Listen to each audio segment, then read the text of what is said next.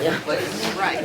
Okay, I'd like to call the delegation meeting to order and ask that we rise for the Pledge of Allegiance. You know, would you lead us, please?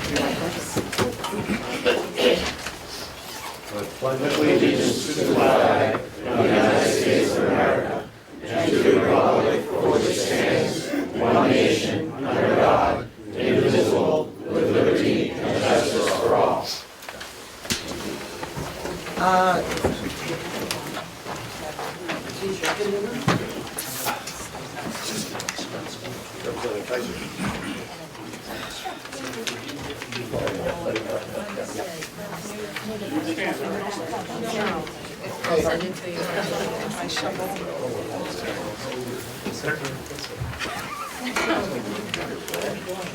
Bill? Plenty of room. Bill, there's a chair here if you want to come and sit up next to us.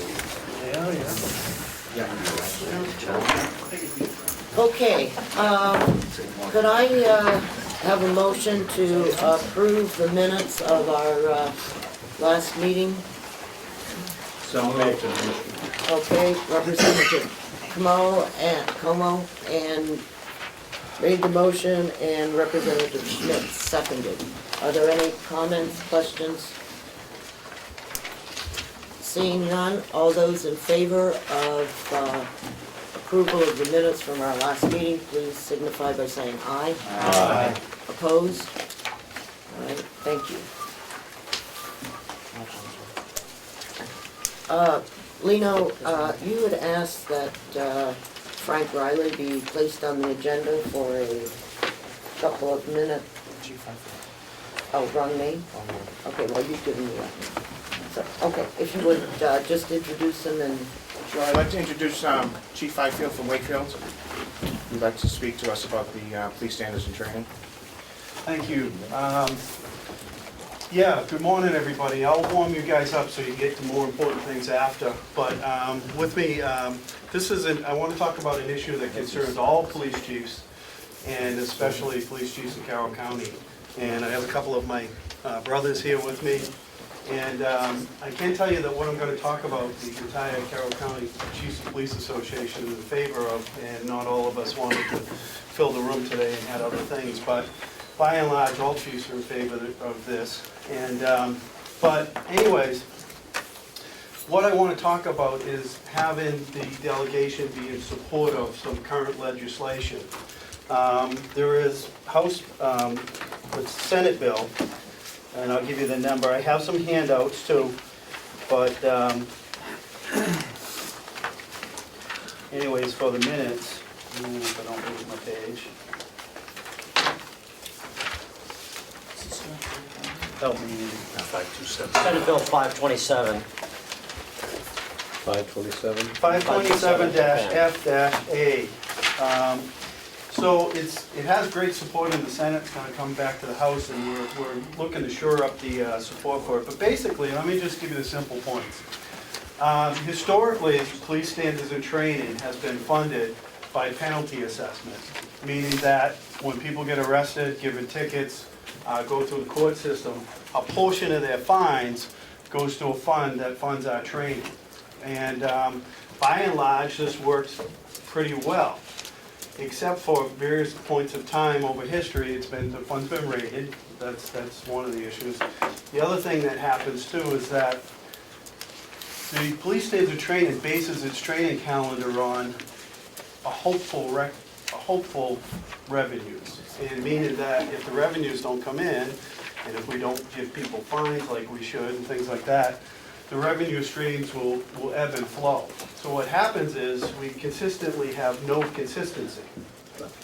So we can count on not much. So if you want to do your year's planning for your offices and things like that, you don't know whether an office is going to go training or not. The academy is pretty safe because they always put that as a priority, but your in-service training, which we need, oftentimes is canceled. And the budget is tending to, over the last 6 and 7 years, the budget from police standards training, their funds have been going down. So what they're trying to do is they're trying to shore this up. So they want to take, instead of having the penalty assessment go to this fund, have the penalty assessment, the same pot of money go back to the general fund, and just plain put the police standards and training budget in the general fund like everybody else, everyone else in state government. Basically, it's mostly self-paid for, but not 100%, because it has been declining. But then what we can do is we can start planning our years, training people, and know that the training is gonna be there. New Hampshire has a great model for police standards and training. You're independent, we all train together, whether it's local, state police, county sheriffs, fish and game, we all train together. And then when we come out in the community and we do mutual aid, we all have the same training, we all work together well. There's one academy, there's one type of training, and we work together, we help, each town helps each other because we go to the same place for the information. We don't want to lose our model. We don't want to lose what other states copy us to do because of we're relying on writing some tickets or something. And it's also not the best way to fund things. The police and training never says to people, go out, write more tickets so we have more money. I mean, you don't want that. We just want them to have a regular budget, let the state keep the revenues, and we just have consistency. You know, over the years, there's been a lot of debate. Are we doing it right at police standards and training? And I can tell you, and my fellow chiefs can tell you, yes, we are. We have a great model. All we need is just put it in the general fund, support the bill. Nothing's really gonna change. It's just swapping the money, letting the state take that. And then we can plan on, I can look at my budget, and I can plan on, sending a guy in June, and I know the training's there. That means that I put other people in a slot, or I schedule vacations around that. But what happens is when you get that notice a week before the training that says, oh, sorry, due to budget concerns, we had to cancel this training or this program, and now the guy who was planning to be out, and the other guy that you had coming in, I mean, it throws everything into chaos. The other thing it does too is guys want to have new and updated training, and they're losing that ability. When I started in my career, there was ample in-service trainings. There were things that we could go to that were high tech, sexual assault training, accident reconstructions, all those high tech trainings that are getting less and less available to police officers now. So what they're doing is now I have to start trying to tap into my local town and say, guys, police academy don't offer these things anymore. We gotta start ponying up the dough ourselves, and if you want to have good officers, we're gonna start finding outside companies to do these trainings, or hosting them regionally and paying, and hopefully some officers from around the area would contribute to that. And we're losing ground. And in this day and age, we don't want to lose ground on officer training. We want to actually gain ground on it, because all the threats that we have and everything that we have going on and the climate out there for police, we want the training, we need the training. So I really strongly urge everybody here, if Carroll County could get behind this and make sure that we're going to have a future of good training for police. And I don't want to monopolize this thing, but I'd like a couple of my partners help. But Andy, Chief, We have to move on. sorry, we offered the space to you for a couple of minutes. I Okay. thank you.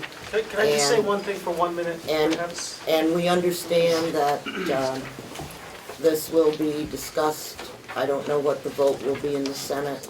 It will eventually come to the House, and I would urge all of you to go down to testify at the House hearings and express your concern.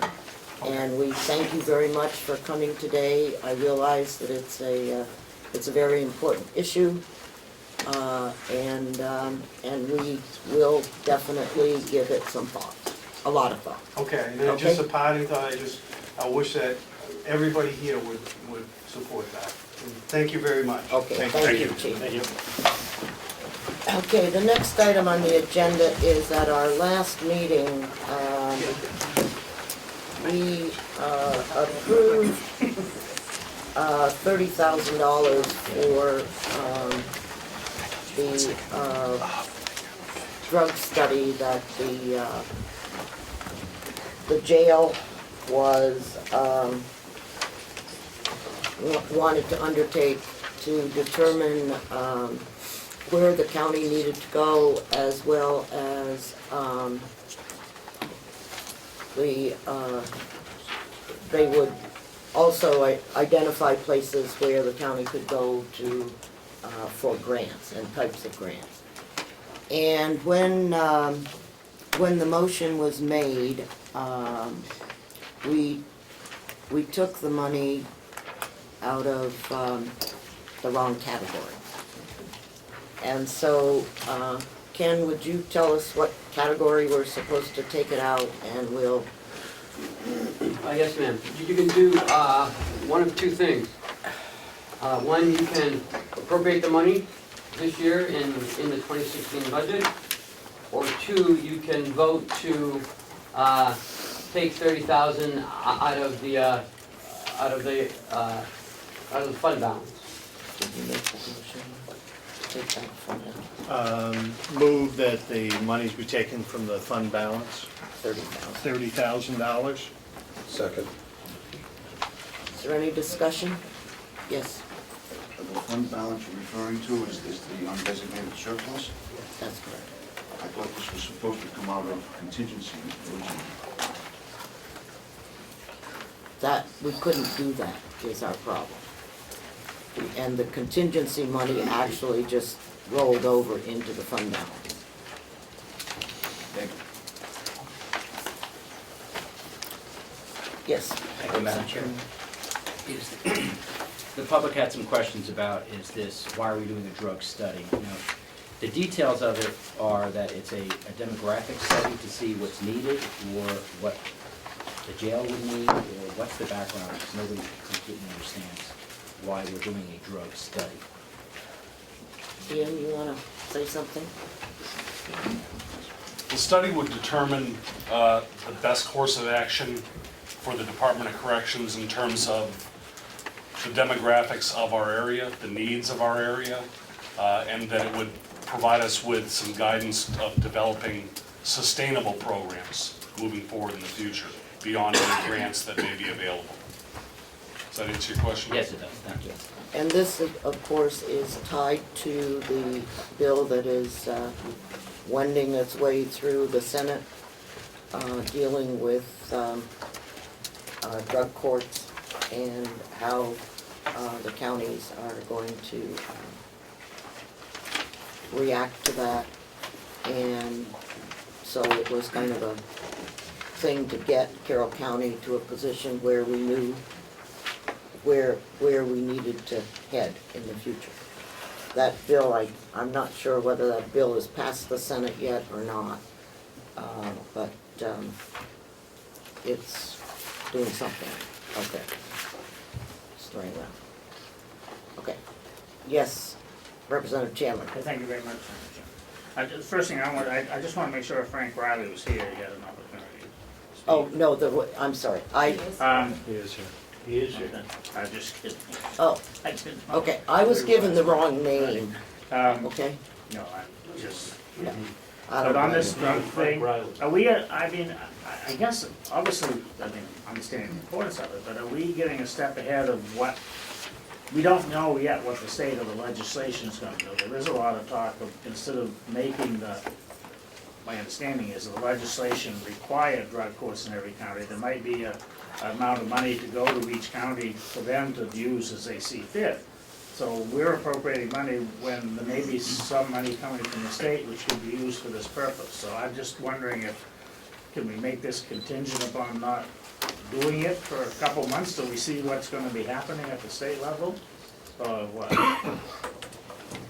That's my point. Yeah, if I understand how the legislation is, you still have to have applied for federal grants to cover the initial timeframe of drugs. And they did agree in the Senate, I believe, that,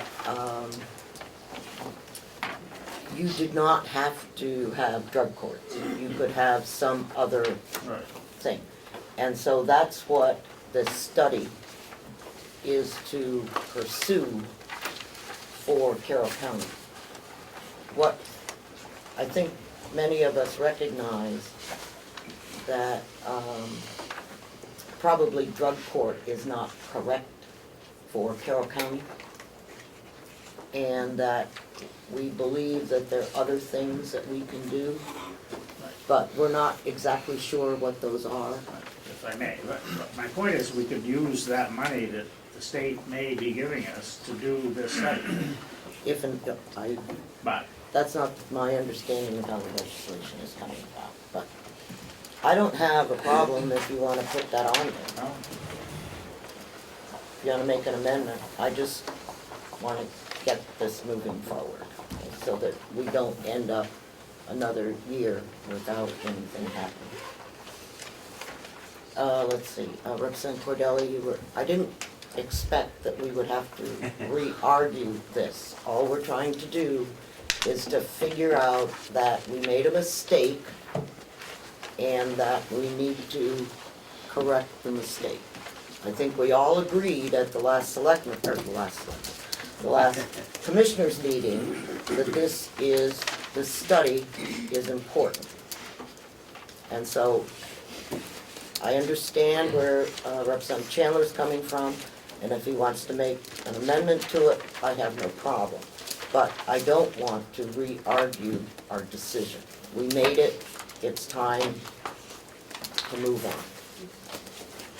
I would just like to, Madam Chair, to verify that, confirm that this study will be based on an RFP that will be sent out, I guess, by the administration, and that they will draft that RFP and make that available on the website and to the public.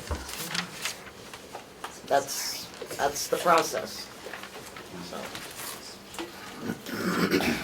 Sometimes. Representative Buka. Thank you, Madam Chair. Is there any minimum requirement to withdraw from this fund? No. Just a majority of this delegation? Thank you. Representative Chandler, did you want to make an amendment to our motion? no, I agreed with you that you were talking about the mistake, I was pointing out maybe the mistake was proving it. Oh, no. Okay. Melissa, would you please read the motion? To withdraw $30,000 from the fund balance. For? We'll finish that up. For For a drug study?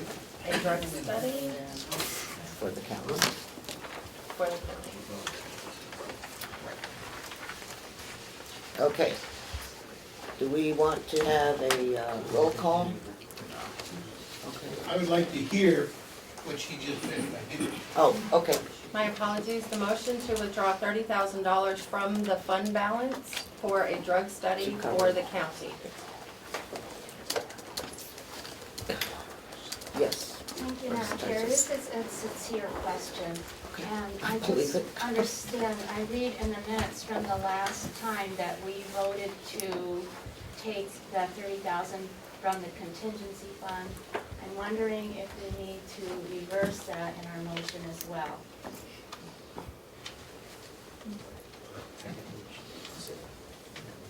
I don't think so. I don't think so. Okay. All right, all those in favor of the $30,000 coming from the undesignated fund balance, please raise your hand.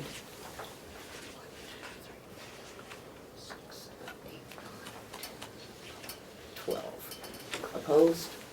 2. Okay. Didn't think that was gonna be my turn. Okay, as everyone knows, we're getting close to, the time when we have to, complete our budget. The subcommittees have been meeting. and they have some recommendations, I'm sure, and that what I would like to do today is to at least get through the various departments that there seems to be agreement on. Just a moment. And that once we complete that on the 14th of March will be our next delegation meeting to finish up those budget areas that we were unable to complete. Yes, Commissioner Dobson. Thank you, Madam Chairman. Madam Chairman, are you going to allow Mr. Riley to speak? You get to his time in the agenda. Okay. The name that I was given, okay, or I thought I was given from Representative Avellino was Frank Riley. It is Frank Riley. He's right here. And it was He's right there. Mr. Babson who requested. And I told you it was Frank Riley. You're right, I'm sorry. Listen. Yes, you're right. You had told me that Mr. Riley could not stay for some reason. So, Mr. Riley, I apologize for this mess. It's Friday morning. I'm hardly. I fully understand, Madam Chairman.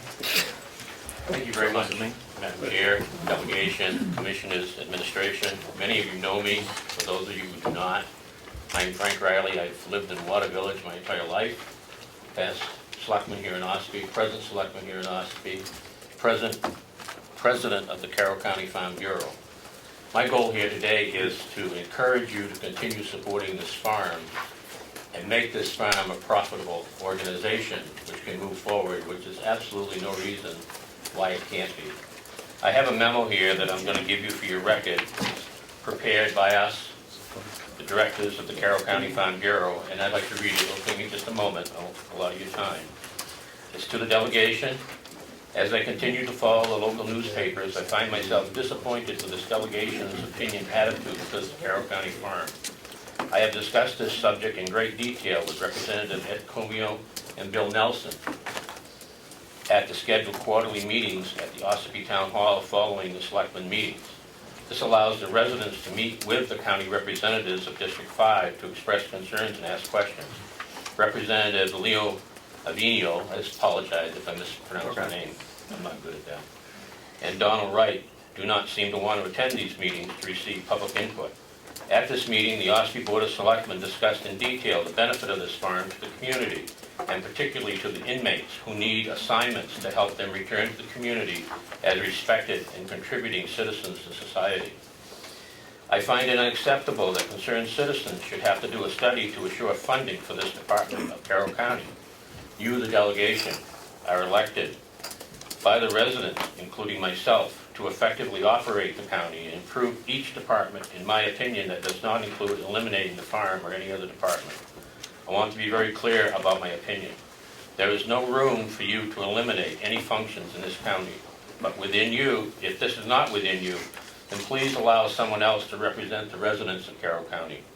I also want you to know that the Carroll County Farm Bureau is opposed to any attempt to sell any land owned by this county. Our land is a true asset and should remain open for farming, sportsmen, and recreation. The Carroll County Farm Bureau stands firm with the Carroll County Farm Department, as well as the rest of the county departments and their functions. I suggest a delegation attempt of industrial sabotage against the farm stop, and you should support and improve its functions.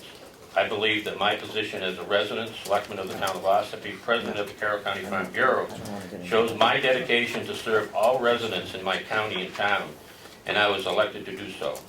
With this, I encourage each representative to look forward beyond your past few years of problems here in Carroll County and be part of the county's future and stop living in the past. I look forward to assisting you any way possible in the future, as I have offered this same help to Mr. Comeau and Mr. Nelson in the past quarterly meetings. Now, if I have offended anybody, I apologize. I did not intend to do that. I feel very strong about the farm. I know a lot about your farm. I am willing to take questions and answers. I am even willing to come back at a later date because I know you have a very busy schedule at your convenience. Thank you, Mr. Riley, Okay? and I'd I, like to present this to you for the records. and I apologize for, That's accepted. That's not a problem. We have a very busy day and I respect all of you. okay, thank you very much. Thank you very much. Okay, if we could,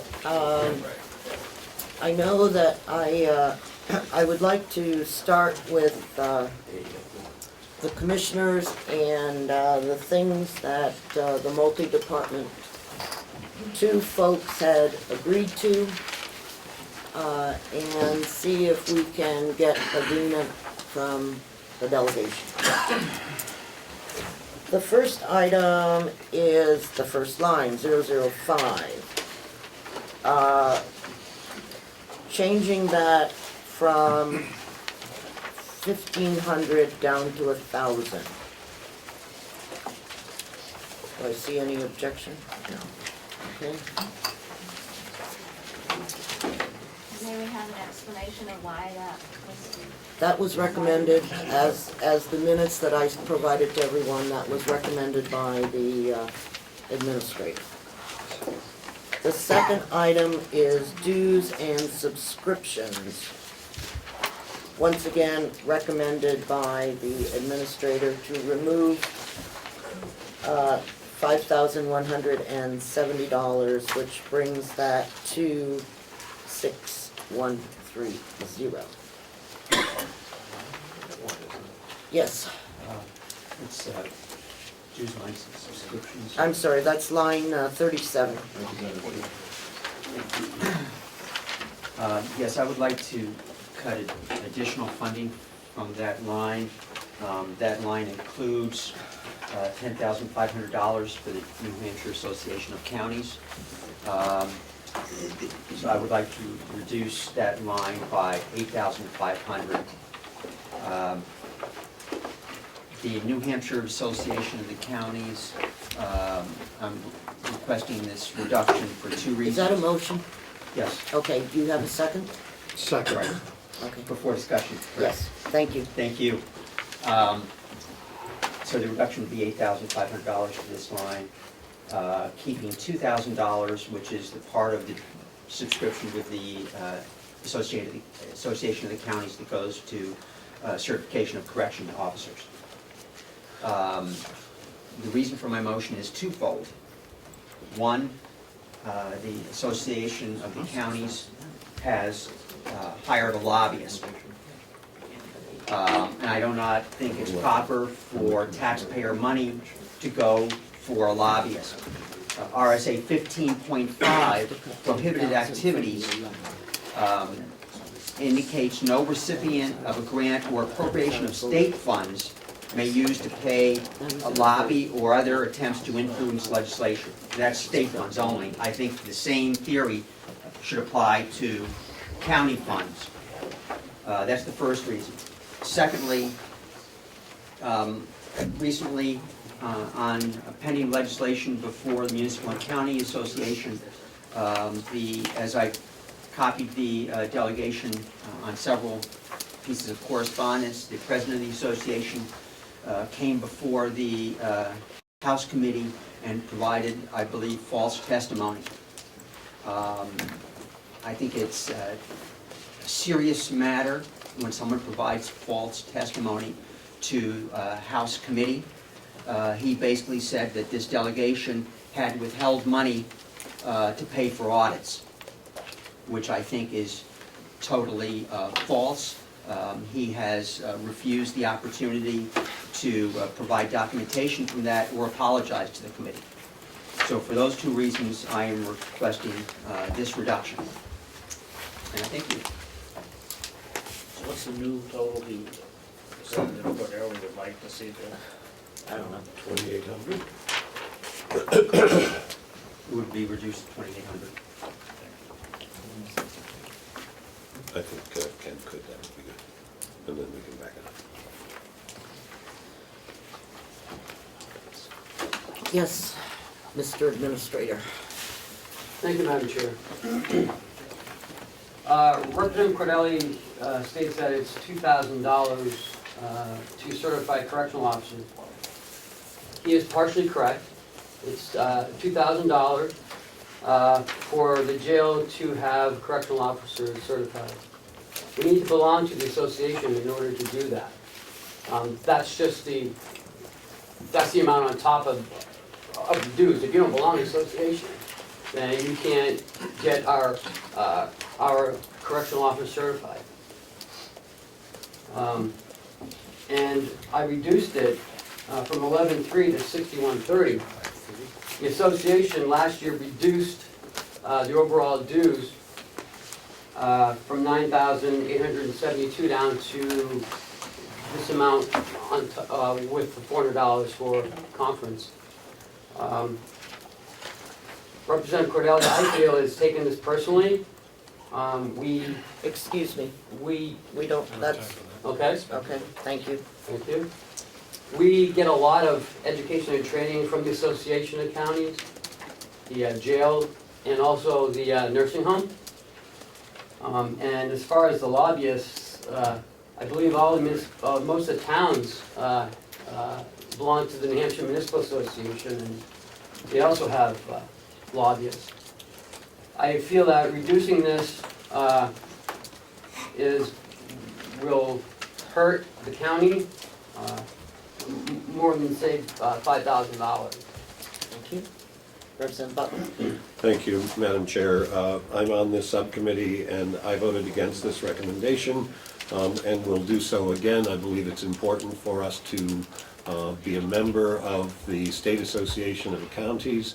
I think we've heard that it provides broad-based benefit to the commissioners and to the county administration.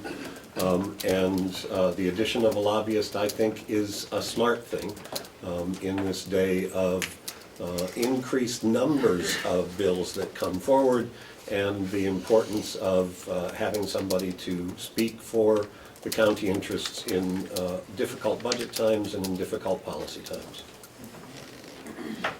Representative Chen. Yeah, thank you.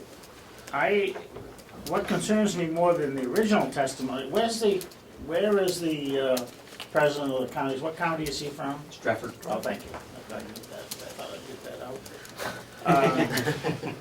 But having said that, I'm more concerned with him being told what the facts were and not correcting them. It's one thing to make a mistake when you testify, but he has been given ample opportunity to correct his testimony, and he has refused to do that. And he's insulted every member of this delegation, and I just think that's wrong. So, thank you. Representative McConkey. Thank you, Madam Chairman.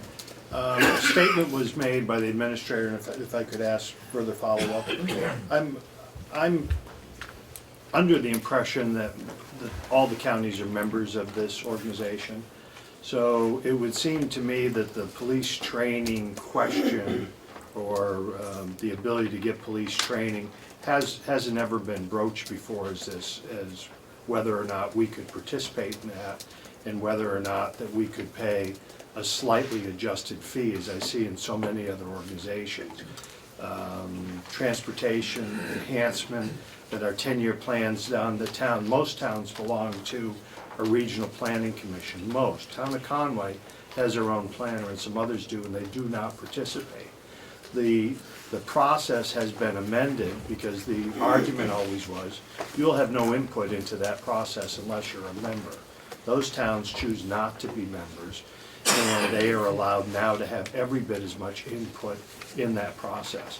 So I'd suggest if what I'm being told is correct, and the police training is paramount to what we need. It's not training, it's certification. Certification is paramount. But I believe if this motion were to pass, that then the administrator then would be instructed to see if there was another avenue for us to gain that training, even if it incurred a little more cost. And I don't assume that it would cost us the number we're talking about. So I'm in favor of this, but if it moves forward, I'd encourage you to have that conversation. I would like to say that I find it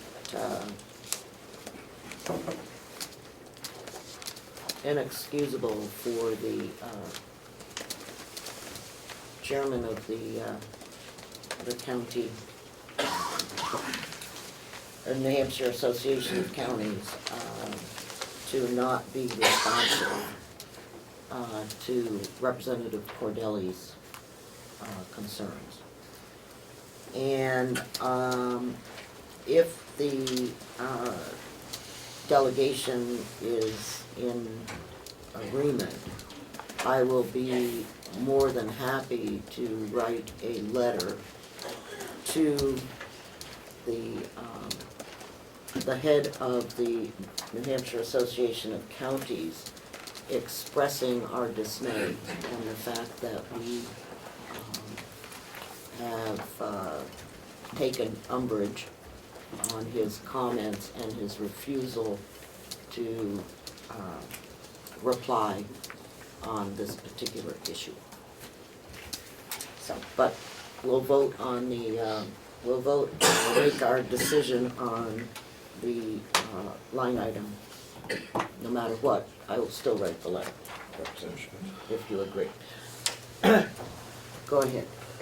Representative Harper. Thank you, Madam Chairman. I wouldn't actually write him a letter. I would like to invite him here to meet with this delegation. I think we need to talk to this gentleman in person. That's another option. Representative Smith. Thank you, Madam Chair. Kind of going along with what Representative Chandler said, the gentleman obviously was supplied information from our county commissioners. How else would he represent that? May I answer that? Sure. When, oh, I'm sorry. Go ahead. My apologies.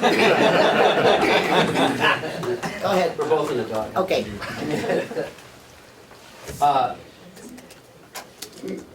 Mr. McGlaris stated at the hearing that it was two prior commissioners, Marge Webster and Brenda Presby is who he spoke to 25 years ago about this. So I'm not sure. Okay. It wasn't these commissioners. Just a minute. Let me make a suggestion that we hold off on this until the 14th, since this is obviously a contentious issue, and that perhaps the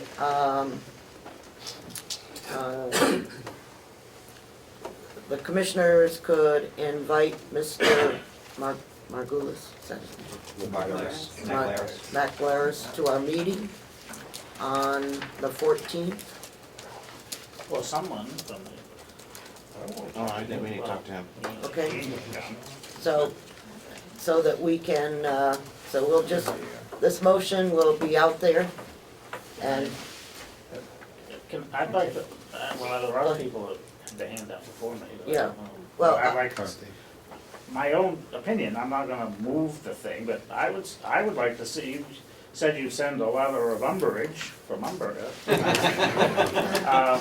I would like to see us vote on this motion, and that shows our umbrage. And then we always have time, if we are satisfied with the response, we can reinstate the money. But I would like them, well, because I don't know if it's going to pass, but if it should pass, then they're very clear on our umbrage, I guess, that's all. And then we can reverse course later if we choose to, after hearing an explanation. That's my thought. Representative Whatever McCarthy, you choose. and then Representative Thank Nelson. you, Madam Chair. I have a question for the county administrator, if I may. Yes. You were present at that hearing. You knew that he gave false testimony. You listened to it. I didn't know it was false. Why didn't you say something? You said you knew about, you were told that this was something 25 years ago. Frank, let's, So, if that's true, he told you this happened 25 years ago, why didn't you say something then? He sent a 91A request the other day looking for information from this whole thing for a Marge Webster and a Brenda Presby. for documentation about this. I didn't know at the time I didn't even hear him even say it. He was talking to Representative Cordelli afterwards. Yeah, I misunderstood. I thought you said at the time, No, sir. he told you that. No, sir. Could I get a clarification as to who sent the 91A request? George McGlaris. President of the association. That's a little weird. Now, further ones, I think I'll ask for a vote on Representative Cook, based on that new information. I'd like to very much have a vote. Representative Nelson. Would it be possible to amend this to say, based on pending, receiving a response from him, pending, that we would do this pending a response letter? Receipt of a letter You or can make that motion. correspondence? I'll make that as a motion. Do we have a second? I'll second that. Okay. Don't we have a motion on the floor already? This is an amendment. Yeah, two motions. And the amendment is? Make it contingent upon a response. What sort of response? No, we won't see him. What sort of response? Good question. Response from Mr. McLaris? Explanation? Response and explanation? Well, that's what I'd like. Yeah, Okay. let's leave it. If I could suggest, it would always be possible if this motion passes to have a motion to reconsider at a future meeting. Of course. And, you know, we'll be working on these things. Representative Crawford? Thank you, Madam Chair. I'm just slightly confused. So we want to put down for dues licensing subscriptions from 6,130, take No. from that? From 11,000. 11,000. So what, could you just give me the total? The new total would, I believe, would be 8,000, excuse me, the cut would be 8,500, which would leave 2,600 in the line item, I believe. What the subcommittee? 2,800. Okay. 2,800, I'm sorry, thank you. May I follow up? Yes. So we're gonna, basically, from Representative McConkey's motion, kind of hold certification at maybe we'll be able to certify them. If we vote on this, we might be able to certify them a different way.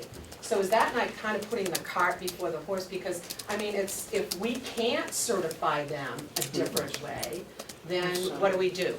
So I'm concerned about, I hear where Representative Cordelli's going and everyone's upset about this gentleman's comments, but I don't know why we're holding that hostage for an apology from him, why we're stopping our certification, waiting for someone who kind of sounds like not gonna apologize, because he certainly wouldn't to Representative Cordelli or make any public statements, why we're holding that kind of hostage and why we're gonna change it. I just don't understand why the delegation wants to do that. Thank you. Representative McConkey? Thank you, Madam Chairman, and to the representative for the question. Our people will be certified. There's a path for that to happen, and it will happen. If we need to adjust this budget somewhere to make that happen, we will do that. Not stopping it. I'm sure there's a path, as there always is a path, to get that done. We will be diligent, as I'm sure your subcommittee and others will be, to be certain that that happens. Yes. Madam Chair, it's not only the jail we're talking about here, we're talking about the nursing home, and we're also talking about HR. I mean, we get valuable training from this association, and you're penalizing us for one person's remarks. I don't feel that's fair, and I think it's irresponsible. Thank you. I don't really care what he thinks. Representative McConkey? Maybe he'd want to McCarthy, sorry, Representative McCarthy. Chair, you know, there's a lot more to it than one person's remarks. This is false testimony in front of a legislative hearing. That's a lot more than just somebody's remarks. Okay, obviously, we want to continue arguing over $3,000. So, Move the question, please. Representative Ticehurst. Thank you, Madam Chair. I do not want to jump into this, but I feel I must. When I was naive and before I had my political awakening, I thought that everything that was said in Concord was true and accurate and unbiased. And I was dismayed to discover that people lie in Concord all the time. They lie on the floor of the House, and there are people in this room who have given false information in Concord. So I think it's a little bit hypocritical to hold up training for our employees that's going to benefit the people of our county based on a dispute with one person. Thank you. Are there any other comments? Yes. Madam Chair, it's my belief that the New Hampshire Association of Counties can be contracted with to do things, and I think that should be explored. Because the regional planning commissions do the same thing. Brookfield does not pay dues, but if we do need them to do something, we can contract with them to do something. We should explore how much that costs, and is that better for the county in the long run. I don't think this should be personal. It doesn't matter. And just one last question is, just for the record, what was that information that we did not know about the person that testified? Representative Chandler, you said, I didn't know that, I didn't hear that. He filed a 91A request here for information. Oh, you The said president of the association we belong to filed a 91A request. Oh, he's the president? He's the president, or the chairman, I don't know what they Thank you. One last one. Representative Williams. Is that 91A request public? Is it on the website? We can find it, what he requested? I'm sorry, Madam Chairman, the question was, is it on the website? That was what I think the question was before I saw bobbing of heads. Okay, there is a 91A request that has been submitted, correct? Yes. Okay. And what the question was asked, is the request on the website or not? Madam Chairman? Could we ask that 91A, when we take a break, which I'm sure will happen in a couple hours, be brought forward so that the delegation and copies could be made so the delegation could view it as a public document? I have no problem with that. Before we say that, could we get agreement from the commissioners and the administrator that they will provide that? I've been in this position before. Right. May I ask a question? To the administrator, to the commissioners. Will the commissioners provide that, copies for the delegation at some point when we take our break before the end of the day? Sure. That's what we can. Request was sent to Canada as far as I'm concerned. It's public, if he can release Thank it, you. then you can have it, absolutely. Thank you. All right. So the motion on the floor is to remove 8,500, okay? And from 11,300, remove 8,500 from that. And the remainder will cover our dues to the municipal association. Is that correct? I'm hoping so. Okay. All right. And the amendment says contingent upon response and explanation from Mr. McGlaris. Oh, we didn't vote on that. Okay, well, we're going to. Did I had a second, right? You did have a second. Okay. A second should move. Okay, so on the amendment, which, I'm going to read that ad again.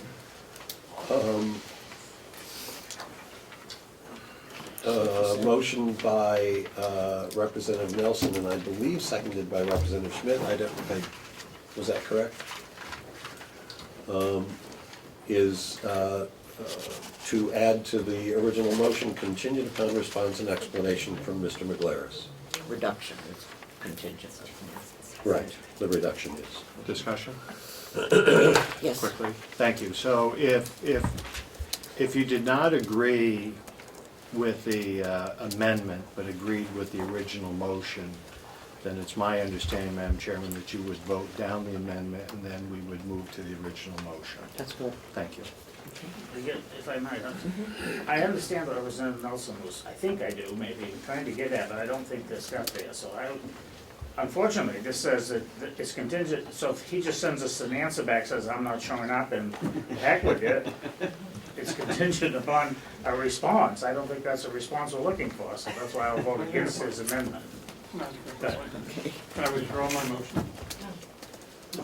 You can. You can, your amendment? All right. I want you to be happy.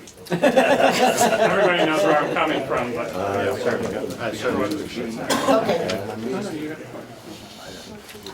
Okay, thank you.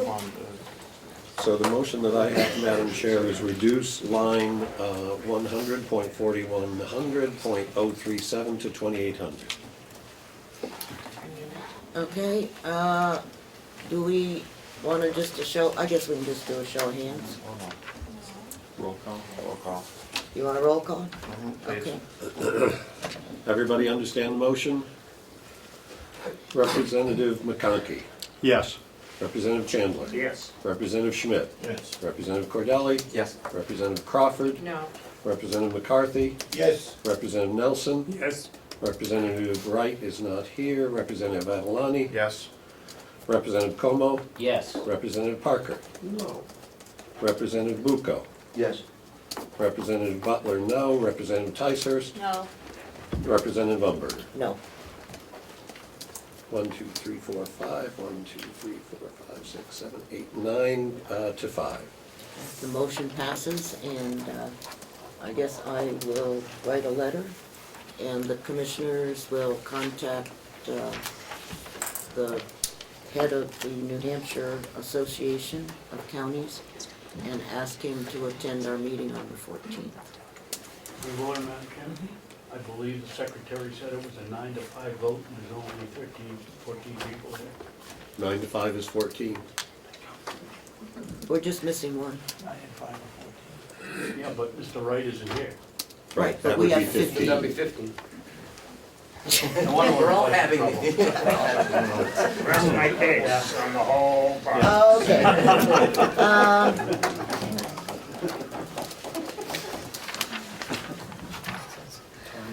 Okay, travel expenses. It's, number 70 is recommended to be reduced to $4,950. And this was recommended by the administrator. Any comments? Okay. Just voice vote. All those in favor? Excuse me. Oh, you didn't have any comment? I was just looking over my list, Okay. and I missed and I apologize, I missed where the chairman was.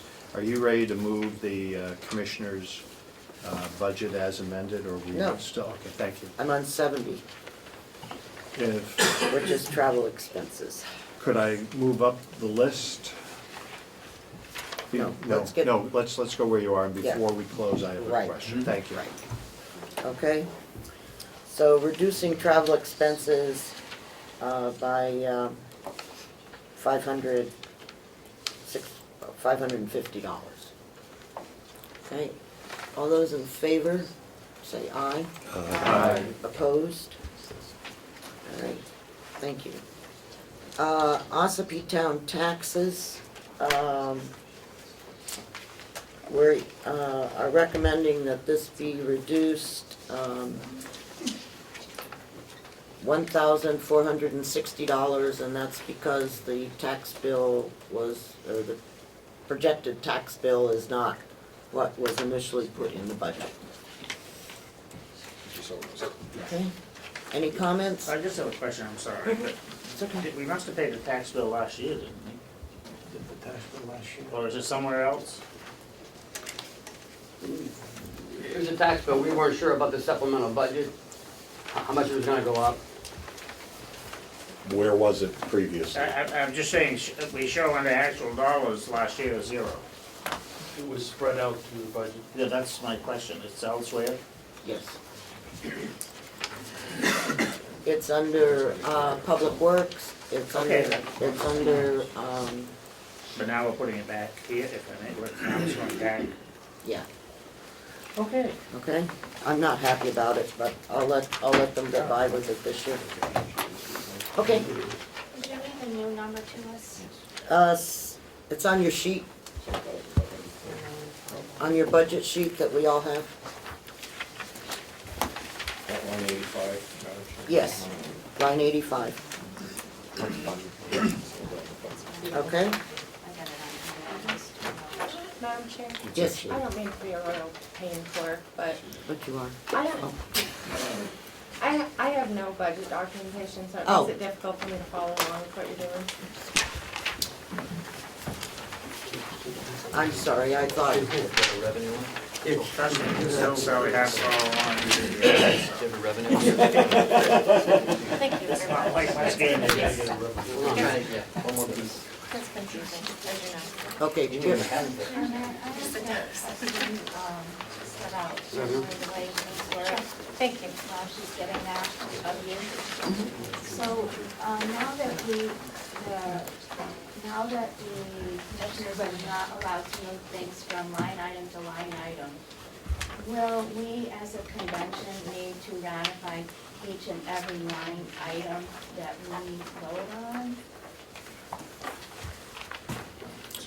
when we vote, to, approve the commissioner's budget, we can say by line item. All right, so Ossipee town taxes, reduction of $1,460. Okay, all those in favor? Aye. All those opposed? I'm sorry, Melissa, I thought you No, no, thank you for allowing me. Okay, photocopy, oh, I'm sorry, that was that. Now, are there any other questions on the commissioner's budget? Yes. Madam Chairman, there seems, I've had multiple questions by constituents and members of this board, or this delegation, some of the newer members, what the process is and how the commissioner's salary under Commissioner 009 is determined, and questions whether that can be adjusted at this point in time or if it has to be done ahead of the next election. If so, when? Okay, I believe that we meet in May to establish the commissioner's salary, and that would be reflective after the election. So, no, we cannot at this point change the commissioner's salary, because when we set the salary, it was based on, that's, they have to know that before they run. And so, that's why we are statutorily required to set the commissioner's salary in May. Thank you, Madam Chairman. Okay. And I just noticed that I had, I had one other, or a couple of other areas here. And that's line 12, which is the medical insurance. When we, fortunately, I guess, we discovered that when the budget was put together, they put the increase in for the entire year as opposed to just 6 months. And so that has been corrected, and this number, the 582,126, I had a bill on dyslexia yesterday, so you understand. Yeah. So this number 582,126, our recommendation was to reduce this number by $35,000. If I'm not mistaken, some of it is located in the jail. because they are on the same policy. So I haven't looked at the jail's number today, but that was my understanding.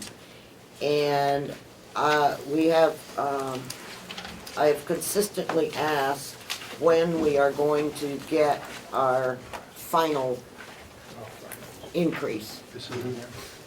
And we also have asked them to provide us, whenever that occurs, how that compares to our policy that we had before. In other words, did we go to a policy that is now, after a year, costing us more money than what we had? So that will come up. So I'd like to, yes. For the question on the commissioner's budget? Yeah, wait, we haven't solved, we haven't Okay, finished. Yeah, we haven't finished with this yet. Okay. So, I don't know, commissioners, whether the finance people took the same amount or the same percentage out of all of the other budgets, or if it is just reflected here. I have some information. Yes, I guess it is. Okay, Money so, was deducted from the commissioner's line, from the jail line, and from the nursing home line. okay. What, oh, and the sheriff has a different policy, so. He's included in the commissioner's line that was factored in. Okay, Representative Cordelli. Thank you, Madam Chair. This first came up at the nursing home subcommittee a couple of days ago in terms of the medical insurance being just the increase for a half a year. The nursing home figure in their budget for medical insurance was $1.6 million. $100,000 was deducted from that, since it's just a half a year, which is about a fraction over 6% reduction to that line item. When we met in our subcommittee, we talked about the medical insurance for the commissioners, and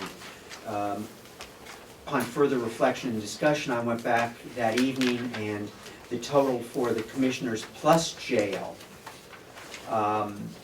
if we were to do a 6% reduction to their medical insurance, it would not be the $35,000 amount that we talked about, but it would be $65,500 if it was to be the same percentage reduction for medical insurance that we did for the nursing home. Because in our subcommittee, we had talked about $35,000 reduction, but I believe that was based primarily on the line item in the commissioner's budget.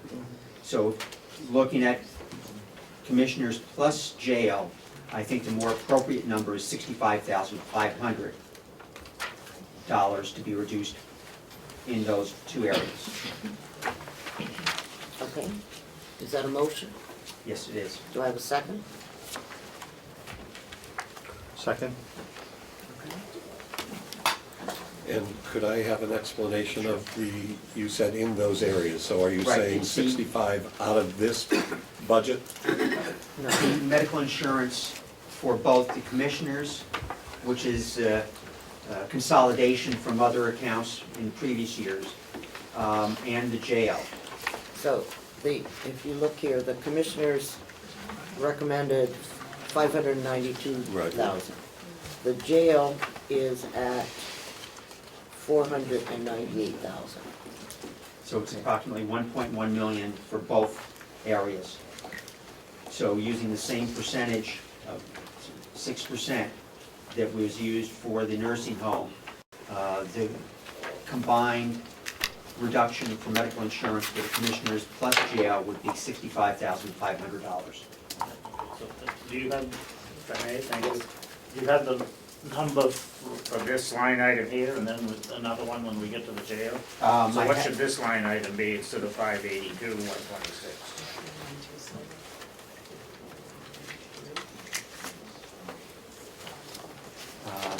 I got their calculator? Well, we could do 35,000 from this and 30,000 from the other. Well, take this number here and multiply it by By 6%. 6%.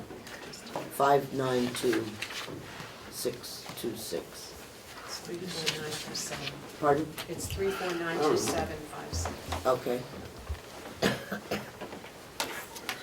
3, 4, 7, 927. 9, that's too many numbers. 927. You could round it up to 928. 3, 4, 928, put that, because it's 56 cents. right. Okay, now I've got it. 34,000? Mm-hmm. Less, that's 34 less than the 90. 592? Yes. So what's that number?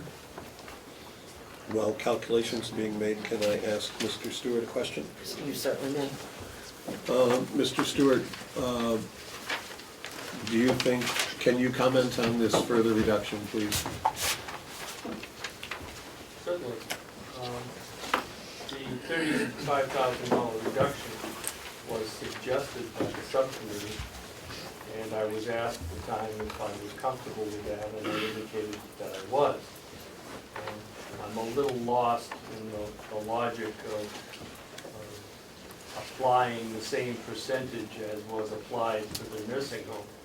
They are 3 separate pools of people that I've created to simplify the process.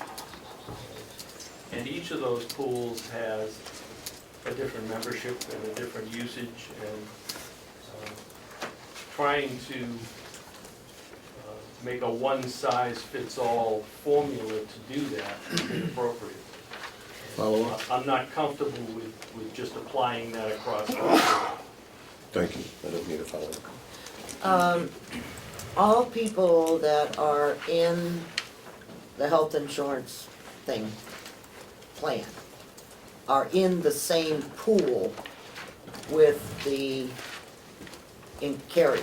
You don't have 3 separate pools.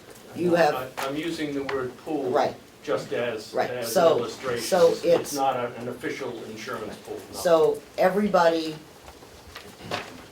in the county should have this, we should be able to deduct the same percentage across the county because we're all in the same pool. And we increased, You can't approach it in that direction, because what I do when I develop this budget is I look at actual usage and who's on what plan, because I'm entitled to see that information and the general public isn't. I look at all of that information, and I look at history, and I look at what the industry is doing, and I develop a strategy that I've used over 35 years to project out where we're going to be. but we Now- are all, now, we're all to on the apply same, that just a minute. across the board doesn't work. We're all on the same plan, except for the sheriff, correct?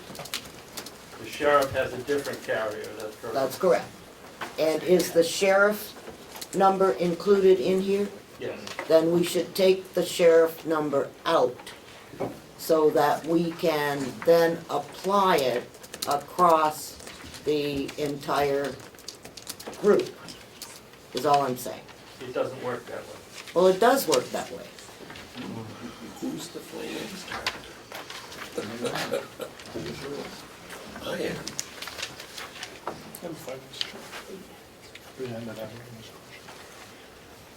Commissioner Albert. Thank you. Thank you for recognizing me, Madam Chair.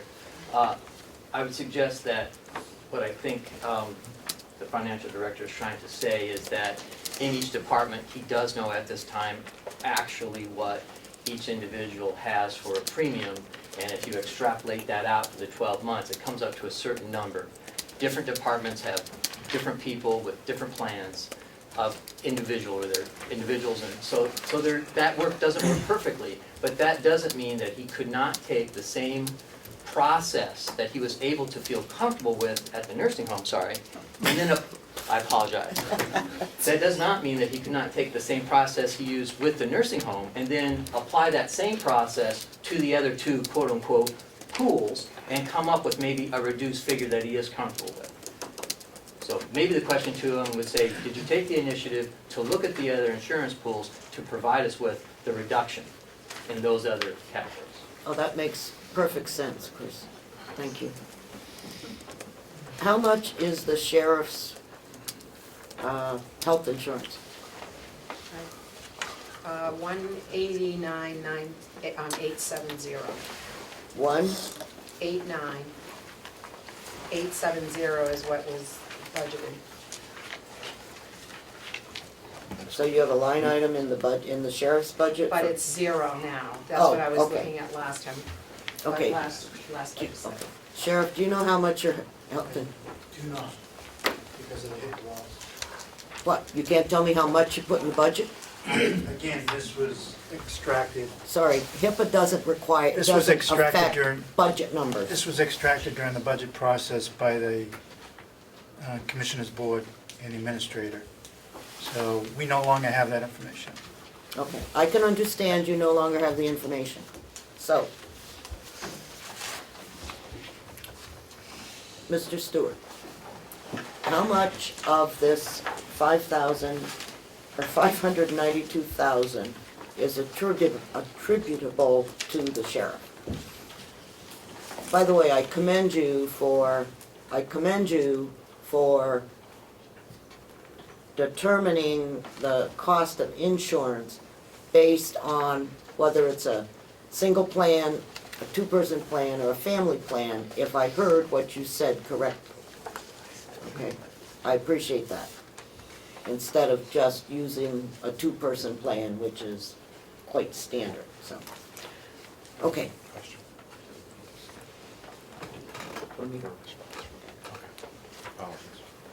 Do we know? The sheriff's portion of that is 319,796. Okay, could you read that slower? 319,796. Wow. Because you get sheriff and you also have dispatchers. So out of that, and Sheriff,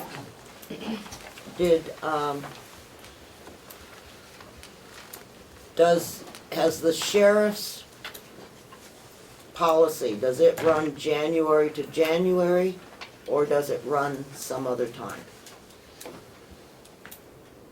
I believe it runs the same July 1 to June 2. Okay, It has a different rate structure. right, I understand that.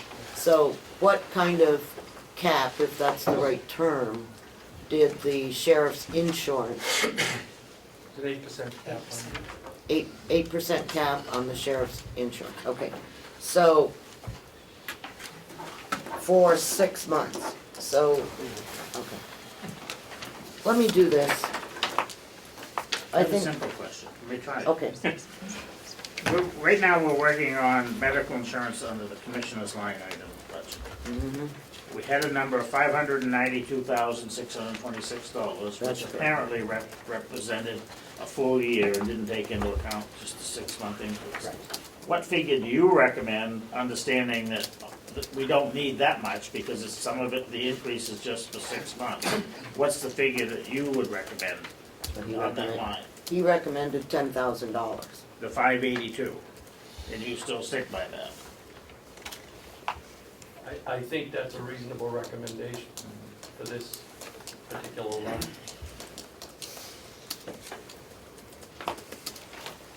And under the, he took more out of the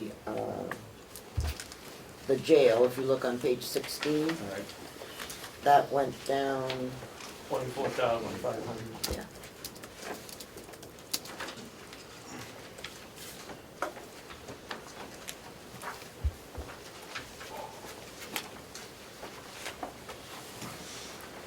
Okay. Yeah, Representative Lee. I understand the budgeting process and everything else that we're doing here this morning.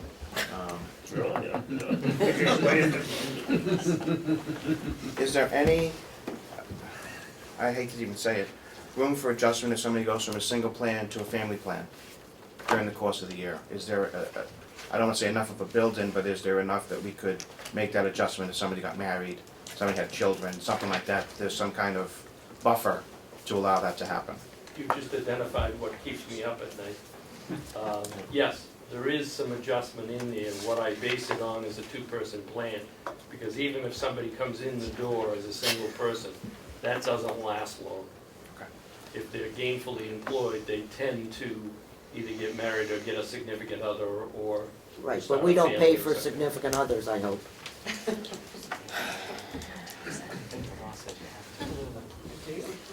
You have to. I don't think she should start with No, fiancés, I'm married.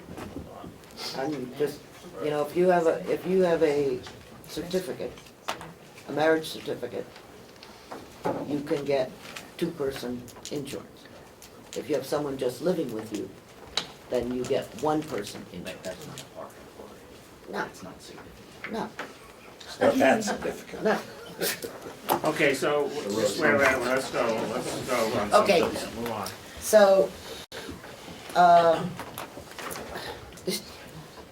Representative Cordelli made a motion to reduce, excluding the 319,000, because that's at a different cap. Okay, the sheriff's cap is at 8% and so that's half a year that we're not paying that increase of 8%. And so to me, that should be figured differently because it is on a different thing. Madam Chair, that's already been factored in. I know, you factored that into the $10,000 that you're reducing, okay? But I'm just saying, if there is a further reduction, I don't want to reduce across the board, as you told me I shouldn't do, at the same rate, because we have different groups of people in there. In other words, the sheriff's increase is at 8%, the other people that are in this group are at an increase of 10% for 6 months. So we've got a disparity, and that's why it was important that we understood how much the sheriff's portion of this was. So, if I understand correctly, it's about 180,000 is what is attributable to non-sheriff. Unless I can't subtract. Question. I'm just trying to do that roughly. Okay. 592, take 319 from that. 247,186 is non-sheriff. Okay, how much? 247. 247,186. Okay, thank you. I guess I can't subtract. It's not the first time today. Right. Representative Chandler. Thank you. Representative Cordelli suggested that there was a 6% difference in the nursing home proposal. Is that correct? Yes. Do you agree with that in the nursing home part? I'm not gonna disagree that this is 6%. They were factored and reviewed differently. Right, no, but I'm just talking about Population. just the nursing home. Where you disagree is applying the same 6% for these other departments, is that correct? Yes. Thank you.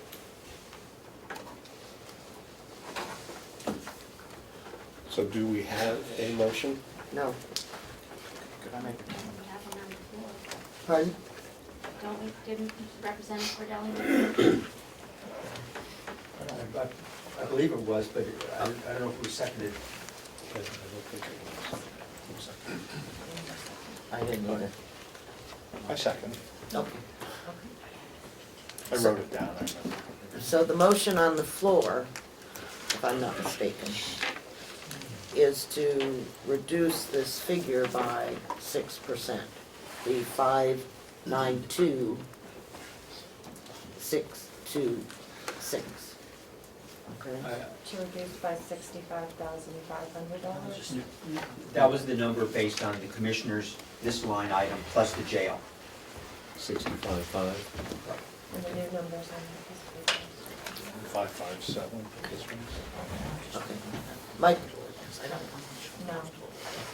Yeah, if you'd like, I can withdraw that and we can come up with a new motion based on the information we just heard. I withdraw my second, Madam on the Chairman. 14th, Oh, You get an accurate sure, figure, I would. yeah, to give us a chance to, look at these numbers. okay, thank you. Because we do have a different percentage for the sheriff, and we need to make sure that we're not doing anything crazy there. So for the moment, you want a number? You want a motion on the 582? No, we'll come back to it on the 14th. Oh. Okay. So the only other one we didn't discuss was? Education and conferences. Education and conference, right. Line number two. Line number 17. 17, no, 18, education conference. 17 is right. 17, Yeah, it's the okay. number above. Okay, this was reduced $900 by the administrator. I'm sorry, $800. 900, for 900. 800 I have on mine. Yeah, I believe our subcommittee recommended $900. 2600. I don't know what it's. 35 and 26, I know, I made a mistake. Okay.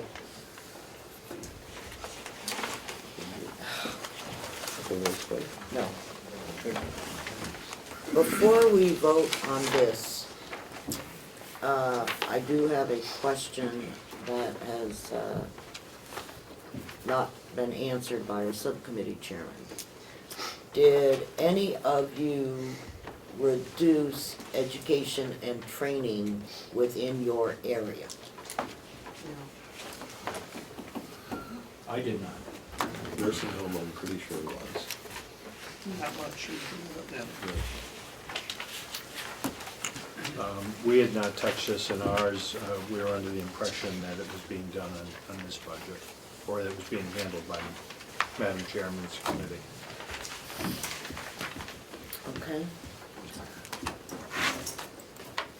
If I could just point out that looking at the 2014 actual expenses for educational conferences, the figure in the budget represents a 116% increase over these 2 years.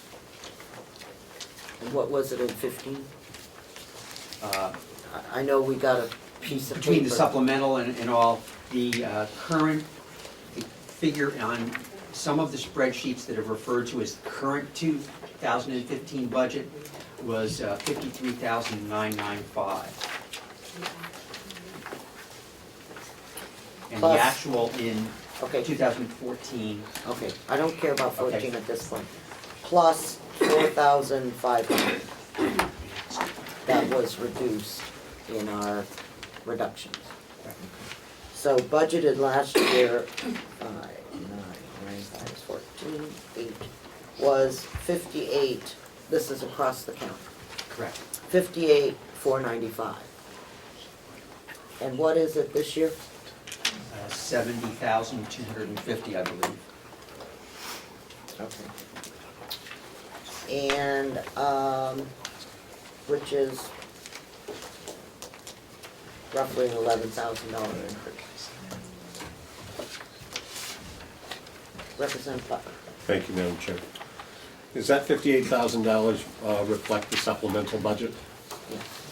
No, this number here, okay, the 53.9, if you remember, the commissioners came back to us with cuts. Okay, and what I was told is that out of education and training across the county, it was $4,500 was reduced. That's how I got to the 58,495. And it sounds like the only area that has been reduced in education and conferences across the county was $900 out of the 70,250 that is in there. And and is that because the subcommittee chairs have not reviewed that particular piece in their budgets? Are you is there going to be an expectation that there's a percentage cut out of each of those lines in each budget? Well, my expectation would not be a $12,000 increase in education and training. So we have 11,000 out there in the hinterlands. So my expectation was that somebody should look at it. Or we could recommend that we stay at the 58,495. And the commissioners figure out how they want to make those cuts.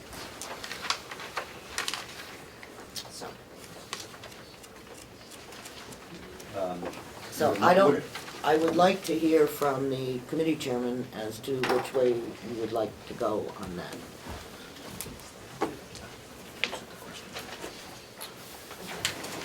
If I could address, when we spoke with the attorney on his budget, he had commented that monies had been taken out of his budget. That's correct. That's the $4,500. Okay. And the explanation came to us that it was being addressed by yourself and or a subcommittee, and our subcommittee agreed to leave it where it was. So I have no other comment on that. So okay, thank you. When we first started out, it was 5,000, then it went down to 4,000, and I just asked a question because they only expended 851, I think, in education. No, it was actually 1,100 on actual dollars, and our budget is 4,000. I guess if we met again, we could talk about that. But our last meeting, we didn't have a quorum, so we couldn't make any decisions. So I guess I'll have to call a meeting to, if you think that's someplace where we should look at, and we certainly can do that.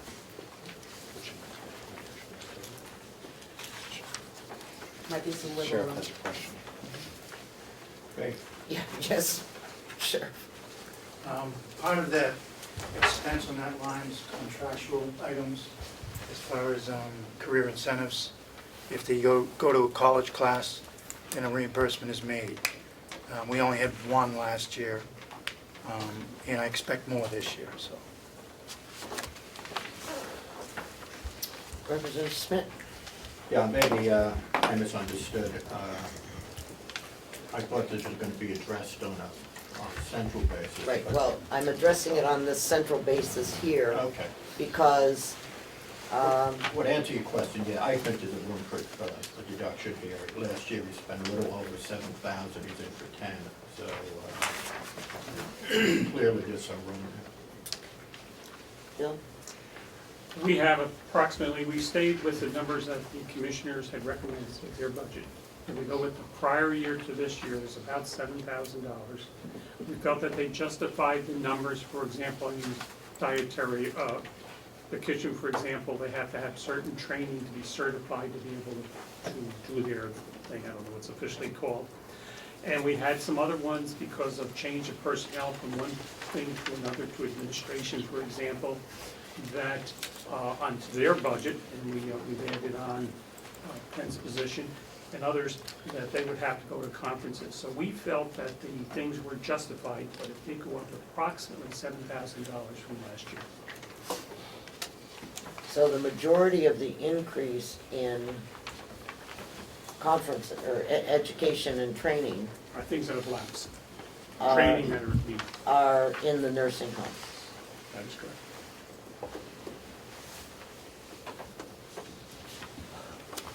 Because the increase was 12,000.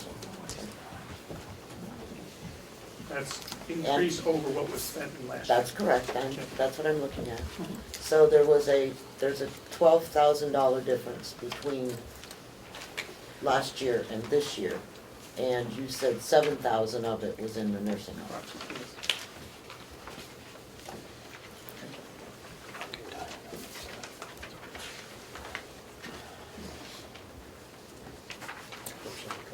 Representative McCarthy?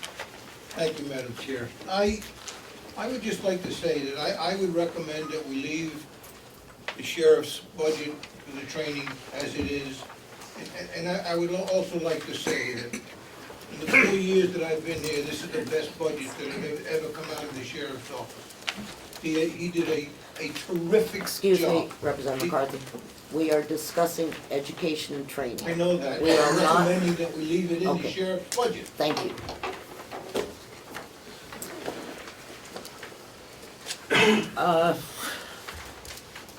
Yes, go ahead, Tom. Madam Chair, I just was confused when Representative McConkie spoke with respect to a number on the county attorney's budget.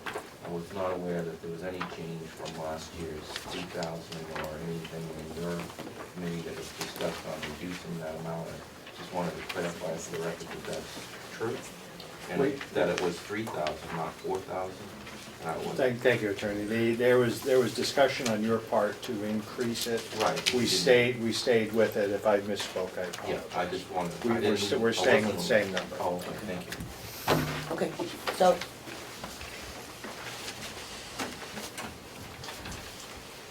Okay.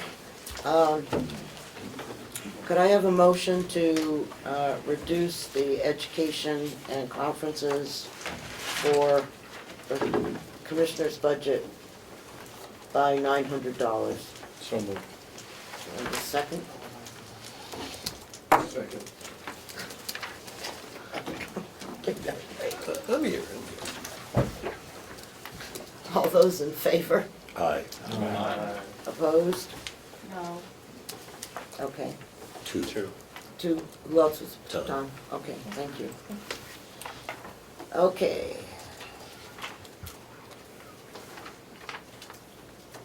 Can I see anything else?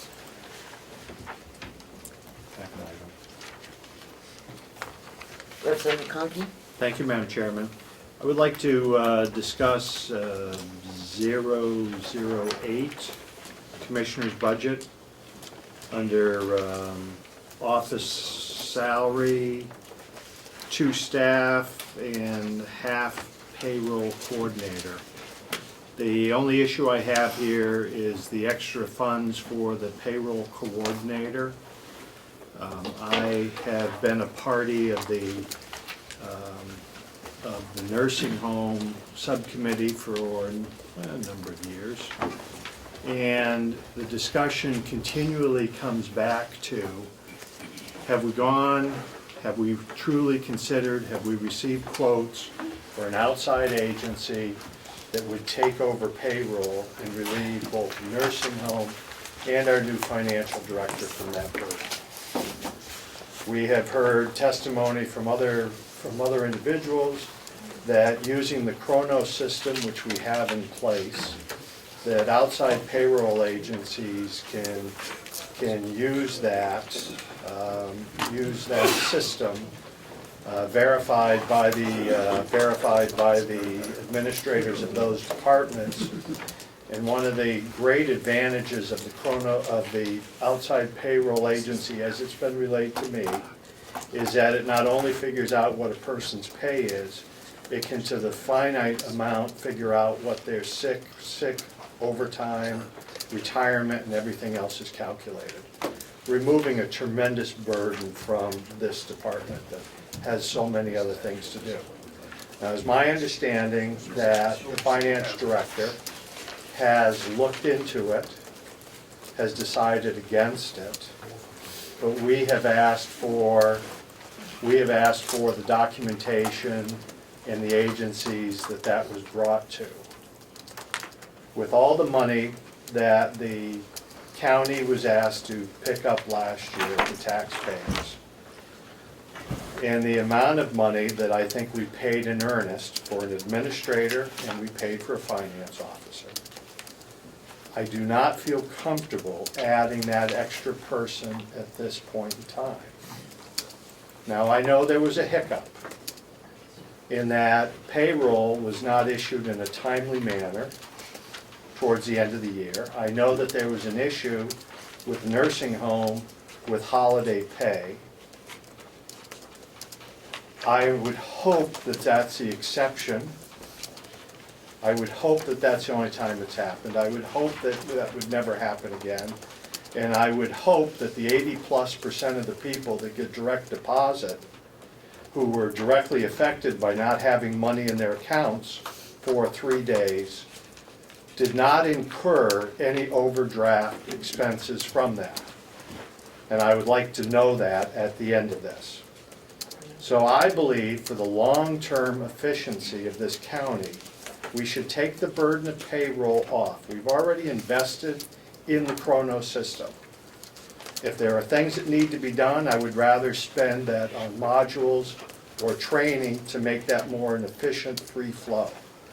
This is a $30 million operation, 370 plus employees. I want my finance officer concentrating on keeping us on the narrow. I want our finance officer to be able to figure what happened in the past.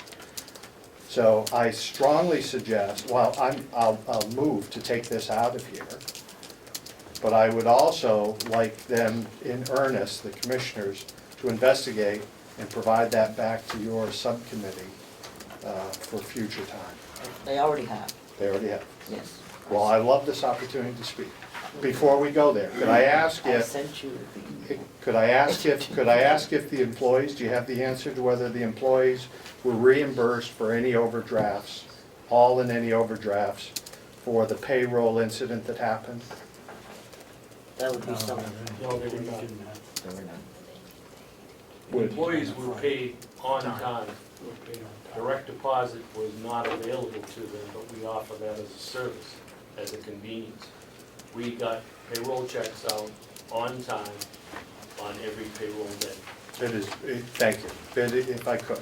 It's my understanding that a number of employees brought forward to the commissioner's office overdrafts that they received from that pay period. And I would hope, in the spirit, you haven't seen any? I would ask that if there are employees out there that did experience overdrafts, that they not only bring them to the commissioner's office, but copy the, and if that's the case, I will wait for that part to be done.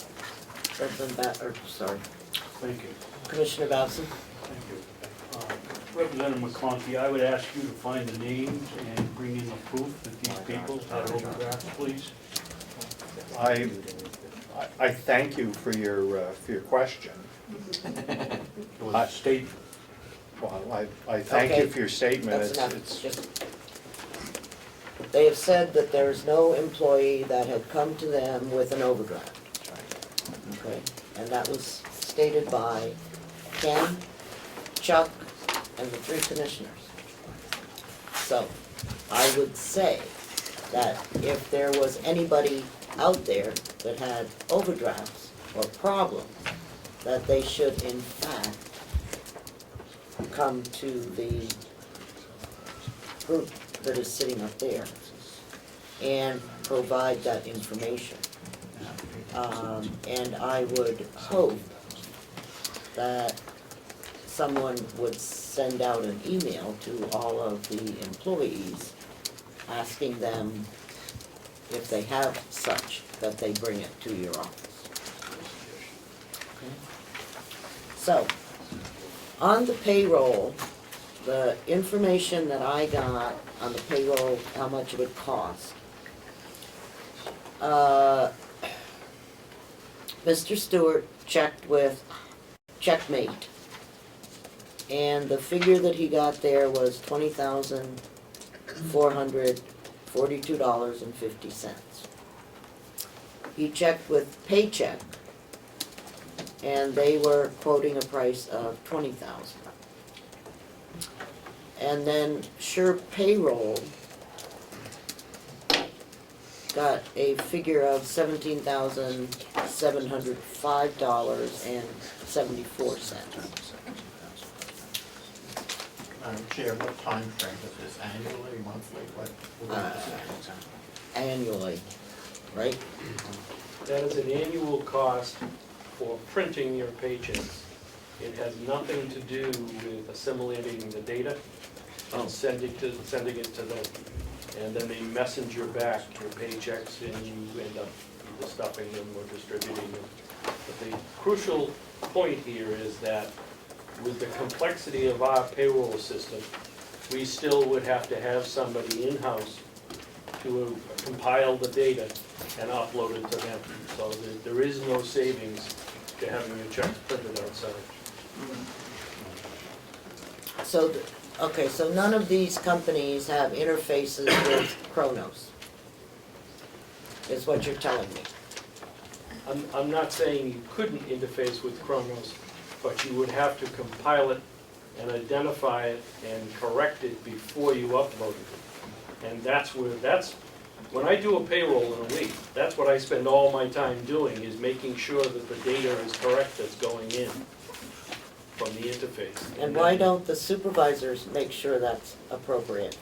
They're not trained to do that, and they don't have the time to do that. Well, we're just putting $10,000 into training, so we ought to be able to do some Kronos training for our supervisors so they can take a burden off your office. There will be Kronos training, it's in this budget, to encourage employees and supervisors to interface properly with Kronos. You know, the first time you didn't give them a paycheck because they didn't interface properly, you would get that fixed. Because all you should have to do is take the information that's provided to you and pay them based on that information. I wish it was that simple. It is. Yes. Thank you, Madam Chair. I did look into a couple of payroll companies that Paycheck. I got a lot of information that I didn't understand, and she kind of went on, and I did talk to ADP. Did you talk to them? I reached out to ADP and got no response. I reached got out several times. Yeah, I got an immediate response from them, and they were willing to come to the county office for nothing and do an evaluation and see, well, I mean, I'm just telling you what they told me, and I have the person's name, the contact number, to come in, look at what you're looking at, and Kronos was, they're fine with that, that's not a problem, and do an evaluation. If they don't think they can save you any money, they'll walk away. That's what they told me. So I do have the contact person, they're out of Hampton, New Hampshire, and he'd be more than willing to come up and do that. So, Yes. so why don't we see if he can be available before the 14th? And let's just, take a look at what he offers. Now, before we go on, I am a little confused because I've been being told this for 8 years, that the people don't submit the proper information so they can get paid. Now, what is our obligation? Is our obligation to pay what they write down?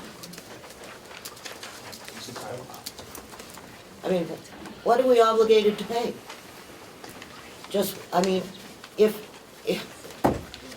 If you work 8 hours a day, okay, if you work 8 hours a day, and you only record that you work 6, shame on you. If you worked on a holiday and you forgot to record that it was a holiday, shame on you. I am not sure why payroll needs to worry about people that don't record their time properly. The simple answer to that is the Department of Labor says you must pay them for what they had worked. Well, they did. They recorded that they worked 6 hours. The Department of Labor won't look at it that way. So I should call the Department of Labor and ask them, when we are using a timekeeping system such as Comeau, and the employees enter it incorrectly, that I should still pay them? You have to correct it. Okay, I will check. Thank you. Marty Jenkins. I have a question as well, if that's okay. Yes, go ahead. Is there a way to shrink down the size of our payroll? I know there was talk of 250 plus codes in the system that you have to go through to make adjustments for time, overnight shifts, differentials, holidays, stuff like that. Is there a way that we could fix that so payroll would be more efficient? I guess not. I'd love to. I guess not. But no. The nursing home especially is so complex, has so many codes. Even what we have still requires some manual manipulation on my part on every payroll. Go ahead. Yes, you may follow up. Go ahead. Representative Cordelli, did you have your hand up? Yes, thank you, Madam Chair. And I think this question goes even deeper in that I still hear that after, was it 7, 8 years we've been in Kronos, that there are still problems with employees' accrued time between the Kronos system and the county financial system, and the balances are not correct, that there are still problems between the systems with balances. So I think we've got deeper problems than just, who's printing the checks. This is something that, I would hope after 7 or 8 years, we could put some effort into trying to solve these problems. I don't know what it was. Representative McConkey? Thank you. I understand that the finance office has a tremendous burden in preparing payroll in a timely manner. I heard testimony that this is somewhere in the neighborhood of $17,500 that they're requesting. I hear that the offers at this point are somewhere in the neighborhood of $21,000, and there might be some monies above that. I would suggest if the finance manager is being lost to payroll for a day a week, and the county has been in such dire straits, has had to borrow money in excess of $2 million to help in that effort, I would be more than willing, and I'm sure the taxpayers would be more than willing to incur a little money on payroll, get it done this year, and not incur another employee going forward. So I think in the long term, I would guess that we're there. And the productivity that we should incur by freeing up our finance manager at great cost would be much, much better spent than paying this to bring on another person and still saddling this gentleman to this task. I second that. I would, if my understanding, Madam Chairman, is that there is $17,500 in this proposal, in this line, for this purpose, I don't know. That's probably correct. I would make a motion to remove $17,500 from line 007? 008. 008, thank you. Second, Madam Chair. Yes. Thank you.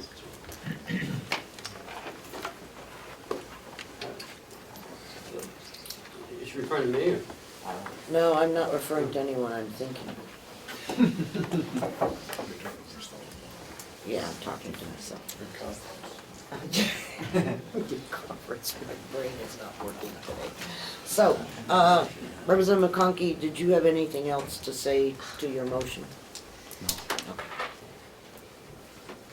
Commissioner Ogren. Thank you. I think Representative Cordelli was onto something, quite frankly. Thank you, That Commissioner. the problem is the interface between the Chronos and the ultimate check printer, okay? These outside services and technologies has it basically advanced to the point that the programming is such that when you deliver them the information, all they're doing is pushing a button, and all their computer programming from that point spits out the checks, spits out the payroll reports, okay? I have a small business. I, at my peak, have about 45 employees. I farm out mine. Currently, my payroll company is sending me an internet interface where I go onto it and put in just use their software, put it in, and then they spit out the checks, okay? But then I get back these aggregate numbers. Oh, here's how much your net paid. Here's how much this is. Here's how much that is. And then I have to manually go through and code it into my ACS system. The point is that our problem is not necessarily that he's spending too much time. The problem is that Chronos, we don't have the Chronos up enough so it interfaces seamlessly into our current operating system, the ACS. Is that correct? Yes. Okay, Part so of the if he problem- has the time with a part-time employee, which by the way is part-time, which by the way could be temporary, okay, it would allow him the time to get caught up and get this integration done. He's chasing his tail trying to get the payroll done, so to speak. He's spending a lot of man hours getting it ready. If we have somebody to do that, and then also to do some other important HR payroll crossover interfaces that we seem to have had some problems with in the past, what I think you are aware of. This person on their off weeks will be able to help with that. So for this $17,500, we're trying to establish that cost to be reduced perhaps in the future. Because that's where we're at. We're at, who's going to push the button? They can't process information that he doesn't give them. The Chronos has to get updated. The Chronos isn't updated because of reasons that were of poor implementation, maybe because they weren't given enough time, maybe they weren't given enough resources, or maybe they just didn't prefer to, okay? We need to give him the time so he can make those decisions. And perhaps this could be a 1 or 2 year thing, and then we get our efficiencies built up, and maybe we don't need that person anymore. Maybe we will, but this is a part-time person. Not necessarily we're adding an F full-time equivalent. Representative McConkey? Thank you, and thank the Commissioner for his comments. The influence the delegation has is to set a budget or approve the monies for that. I have seen an unwillingness over years of time to consider going to an outside agency to handle this. I have heard for years, 8+ years, the problems with Chronos. What I saw in this proposal, that we're gonna bring on a part-time person to assist in payroll. I have not heard anything that indicated to this representative that half-time person was gonna work to straighten out, find out what's wrong with Chronos so that we can go there. This proposal before us right now is to add an employee to the county to handle payroll at a half-time basis. More times than not, I have seen people stay and not be removed when that, and the direction at the present time is not to find someone that can find efficiencies to make this work better. The effort at this point in time is that this person will handle payroll. So I stand resolute that the best way to do is to not bring this person on have the finance manager and the commissioners come back with a proposal that I would hope would be to move us to outside agency to help with his efforts. And then I would suspect that this body might be very receptive to hear that and aid in that process. Mr. Robichaud. The amount of the halftime person we have in the budget is $15,600. Thank you. Madam Chair. I would amend my motion to 15,600. Second amended. Representative Cordelli. Thank you, Madam Chair. I agree with Representative McConkey's comments, and I would think that maybe an independent person such as the representative from ADP coming in to look at the current process and all at no cost to see if their service would benefit us could also possibly shed some new light on the situation we are currently facing and even provide some suggestions in addition to their service, but also short of their service. I think it has a win-win at no cost possibility for us. If I understood what was being said, okay, is that the reason for the part-time person was to allow the finance director to hopefully take a 10,000-foot level look and see how it could be improved instead of spending his time doing the input.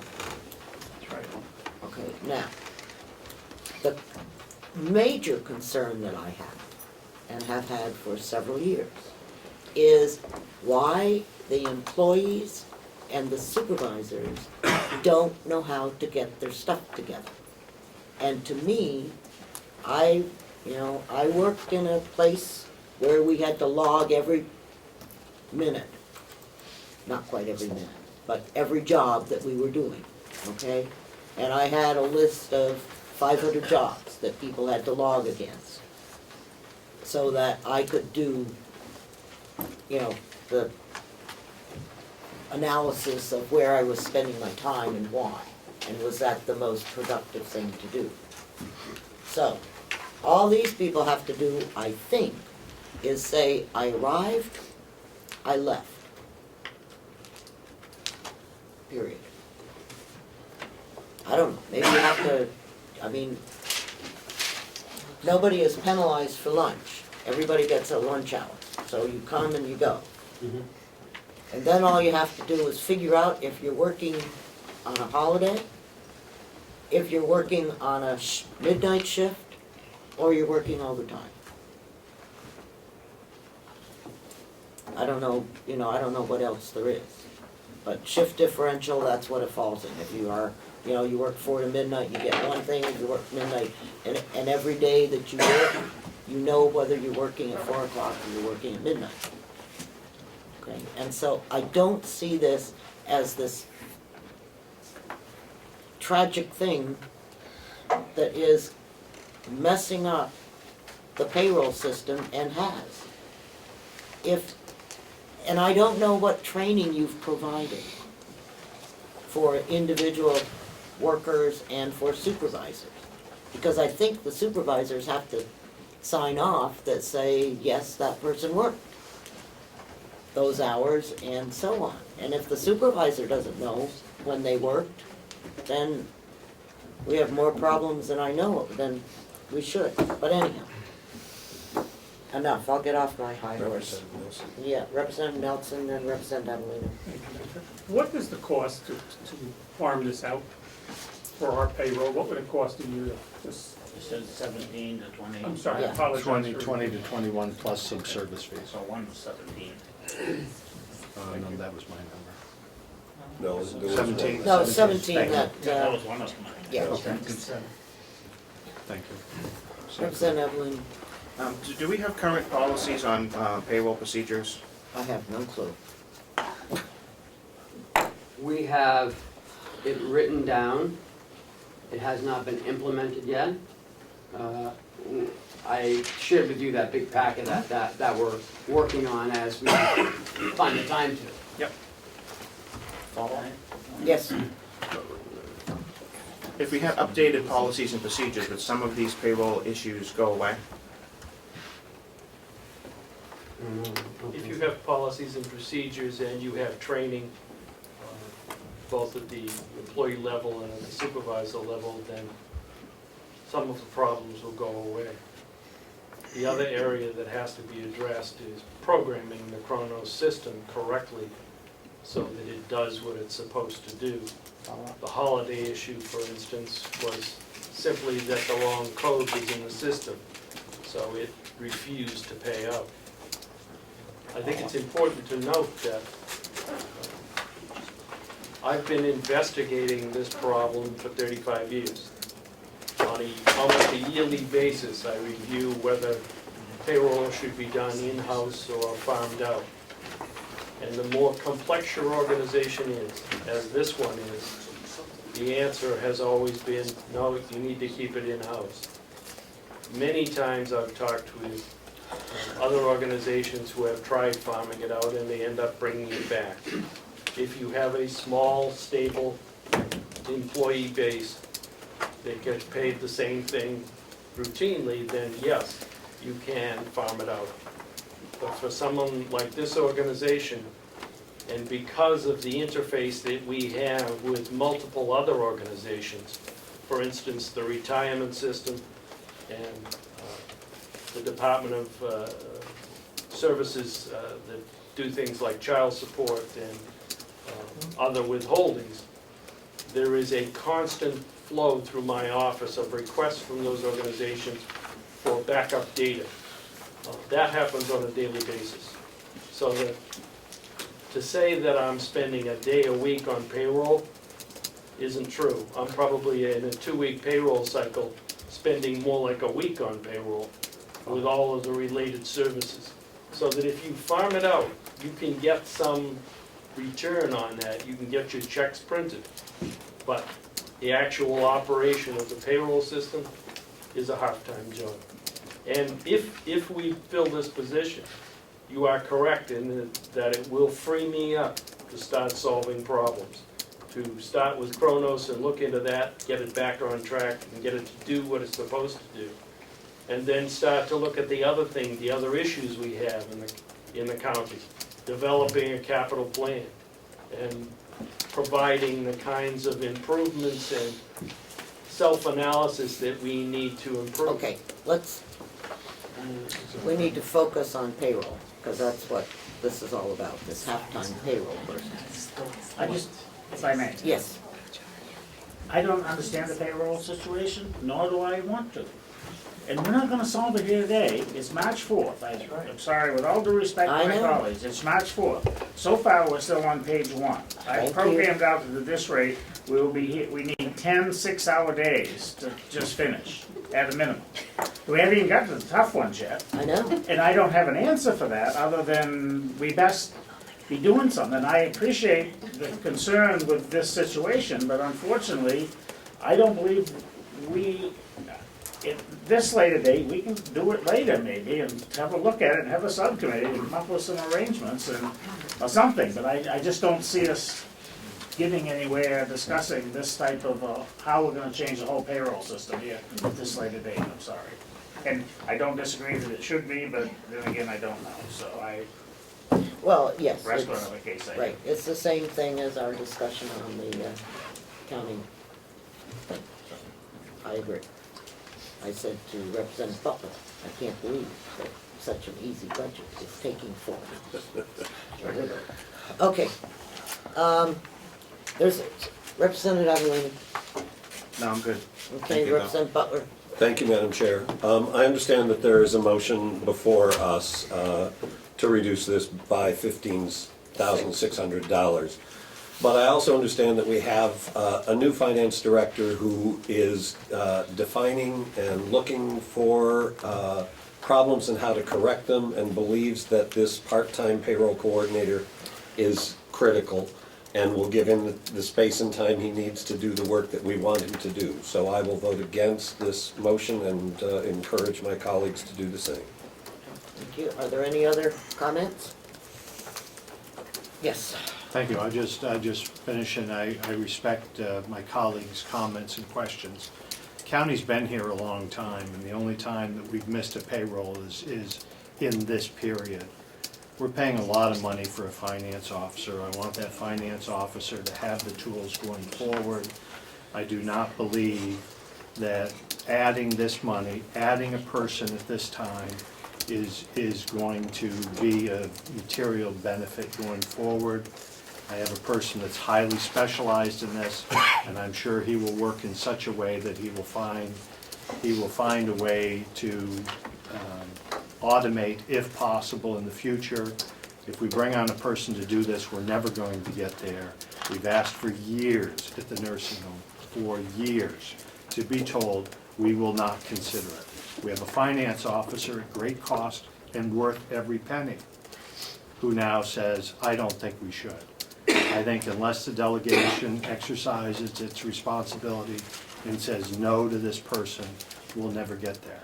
I will remain in favor of the motion. Thank you. Representative McCarthy. Thank you, Madam Chair. I agree with Representative McConkey. I believe that the finance officer's job is too important, and he gets paid too much money to become just a payroll clerk. Thank you. Move the question. No, we don't move the question here. Are there any other comments? Seeing none, do we need a roll call, or can we just raise our hands? All those in favor of a reduction of $15,600, please raise your hand. 1, 2, 3, 4, 5, 6, 7, 8, 9, 10, 11. Opposed? 3. Okay, so we will reduce that by 15,600.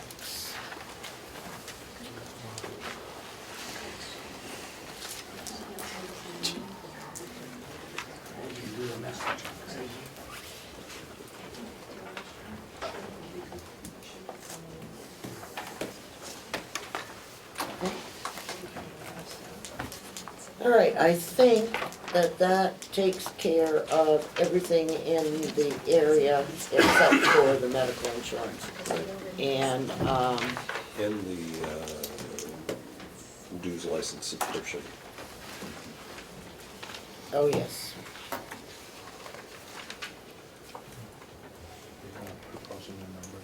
no. Okay, so we will take care of that.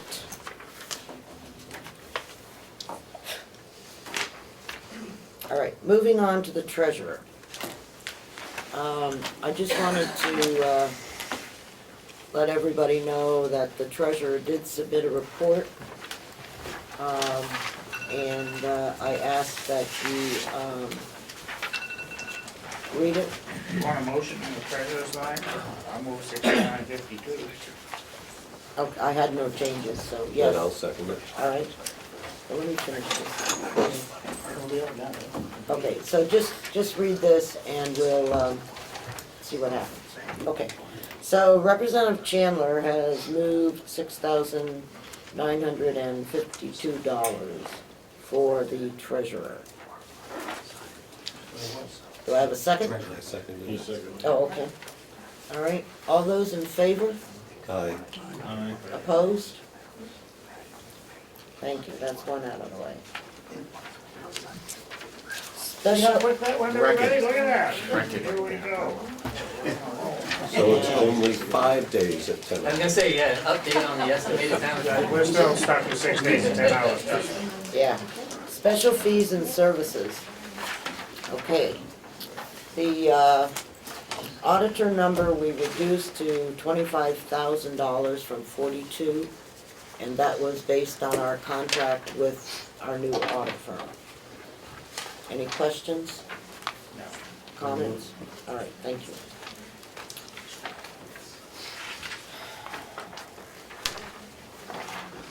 So. Oh, there's 100,000. Yeah. And we took out the 100,000 on the contingency, and we took out the 1 million in deficit reduction.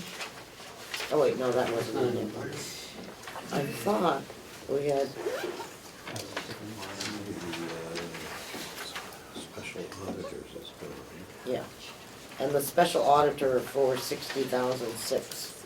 So out of this, it went from 719,800 to 542,200. But just a moment. I thought we had discussed this too.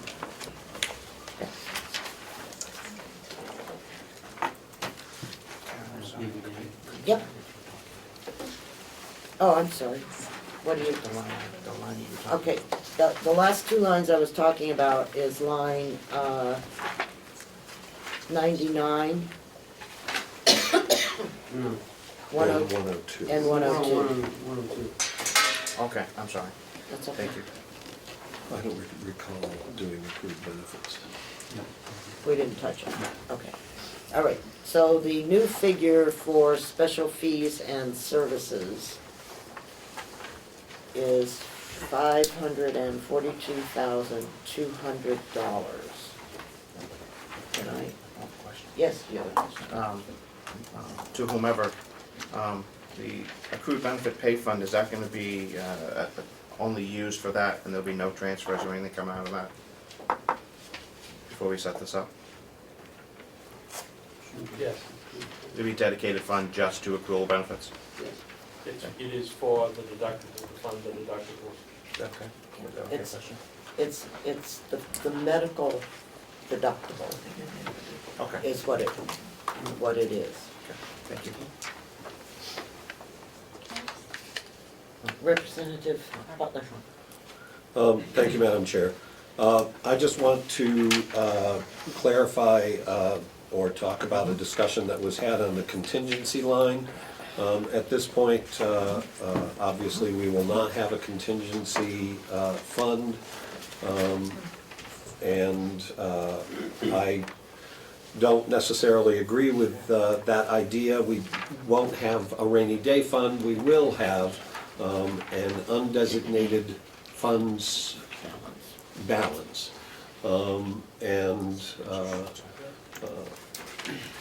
I guess that if we have a crisis, it will come from that area.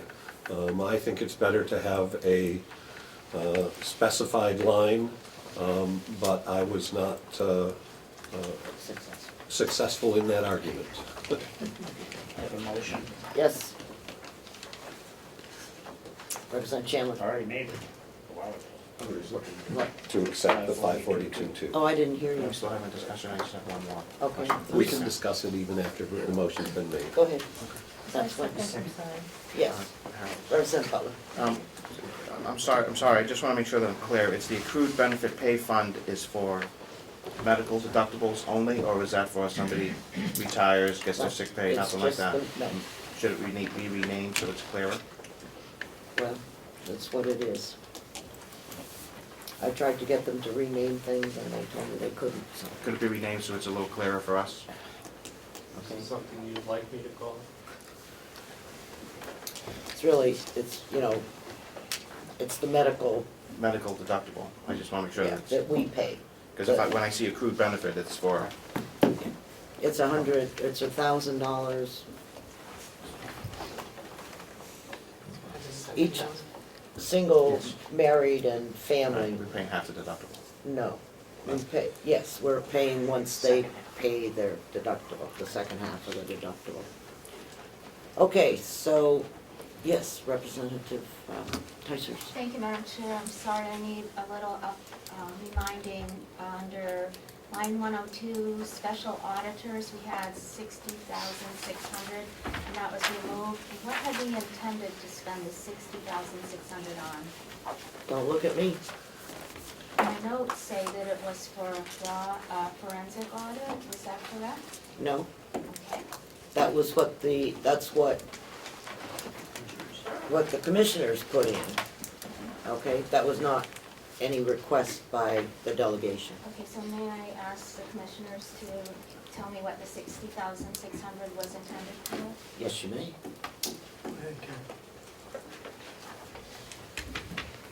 Last August, the delegation asked for savings. I found 139,400. It was moved to put it into a special audit.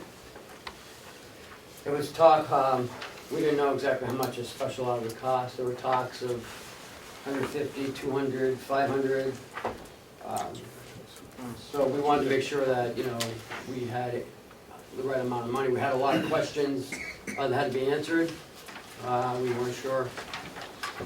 So we just decided probably to have 200,000 in there, just to be sure. Thank you. Representative Bucco? Thank you. So you're saying that the balance is the 139 plus 60? No. 139,400 is the request. I mean, is the motion. Appropriation. There's an existing appropriation that should have been encumbered. Mhm. I'm trying to get the information on encumbrances, but that should have been encumbered to use for the forensic audit. And what they did is that they asked for an additional 60,000, okay? That's what I was asking. And all that we said was, no. Let's see where we go. Yeah, let's see where we go. Representative Cordella? Thank you. And that is a perfect reason why we should have done an RFP for this before now, so we know Wait, this what- is off topic. Stay focused, A motion, please? okay? I'm just confused. Does special audit mean forensic audit? Yes, that's what they were putting it against. I'm surprised we're not using the word forensic audit, because special audit, Okay. thank you. Are there any other questions on this money? Yes. I have a follow-up question on that. So what's left now is 139 for a forensic audit? Or special audit? Yes. Took the 60 out that was gonna be added this year. All right, another follow. What's the status of that forensic audit? Nothing, Nothing. nothing. Thank you, that's all we need to know. Well, nothing, because nothing's been I done. understand that. Okay? That's the answer. It was moved quite a few months ago. That is the answer. So, And we are all annoyed, so how do we resolve that? okay? We don't. I cannot fire the commissioners. Only the voters can fire the commissioners. I can't have any, whatever, anyhow. That's where it is. So don't ask me another question on that, please. Representative McCarthy? Yes, thank you. Just 102, if you look, it does say special auditors, but if you look over to the right, it does go back and call it forensic audit. That's because that's what they've been directed to do with that money. Okay, any other comments, questions?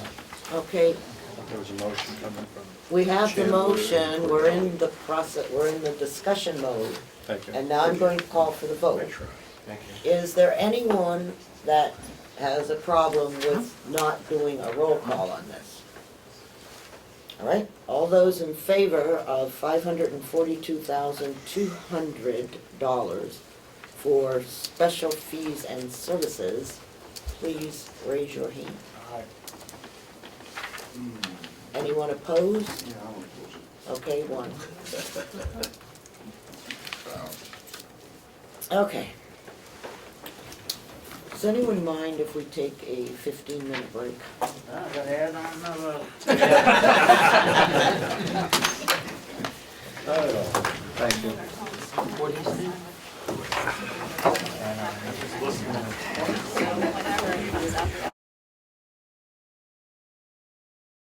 Maybe, not over.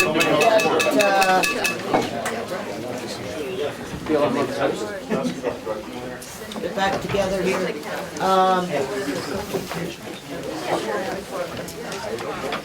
I'm going to pass over human resources and services at this time.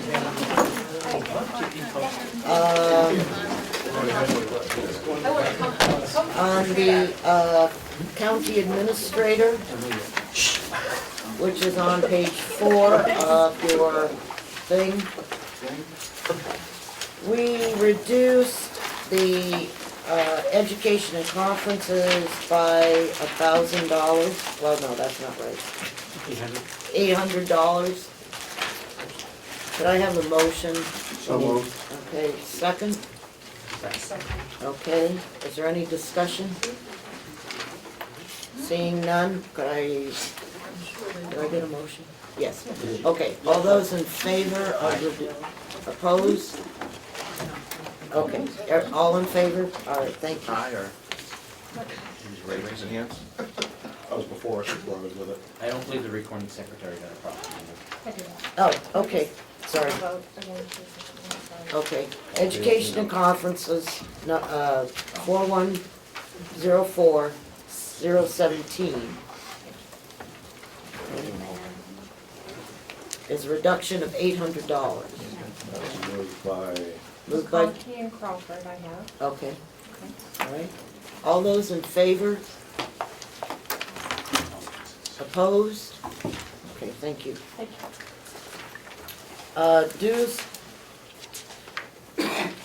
Dues, licenses, and subscriptions. Okay, move to approve 300. Do I have a second? I'll second. Okay, thank you.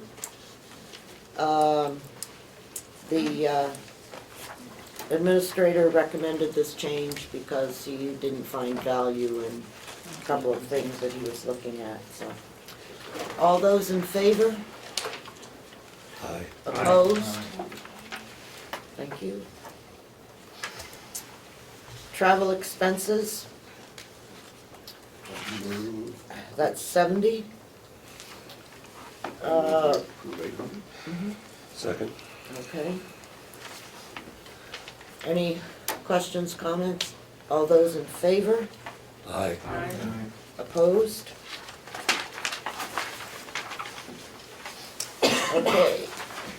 Could I have a motion on the $138,275 figure? I'll move that amount then. Second.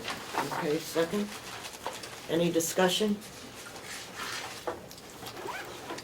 All those in favor, please raise your hand. Opposed? Thank you. Representative Cameron, What? are you abstaining? No, I was reading something else, I'm sorry. He Put me down approved it. anyway.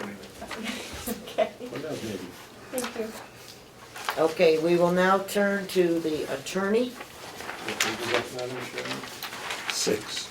page 6. Representative McConkey. Thank you. Subcommittee met a couple of times with the attorney, reviewed his expenditures, and voted unanimously in favor of $438,705. I move that we approve $438,705 based on the Second. All right. Is there any discussion? I don't see $5. 705. Oh, I thought he said I had it. Yeah, 438,705. Got it. Okay, seeing none. All those in favor of the attorney's budget? Opposed? Thank you. Pardon? I'm opposed. Okay. So it's 13-1. Madam Chairman, the subcommittee also met on the medical referee, and after review, we reached unanimous consent, and I move $17,900 for the medical Where referee. is, In mine, it's just below the attorney. I know, but it's Yeah, not. but I apologize. Page 12. Page 12. Thank you. Can we do? Let's blame it on Mark. In my sheets I had yesterday, it was the following page, that's why. Medical referee is $17,900. I move we approve that, Jason Morris made a motion. Okay, do I have a second? Second. All right, Representative Butler. Any questions, comments? Seeing none, all those in favor of $17,900 for the medical referee? Opposed?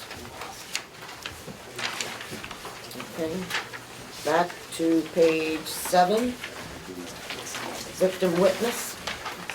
Thank you, Madam Chairman. On page 7, I understand, is victim witness.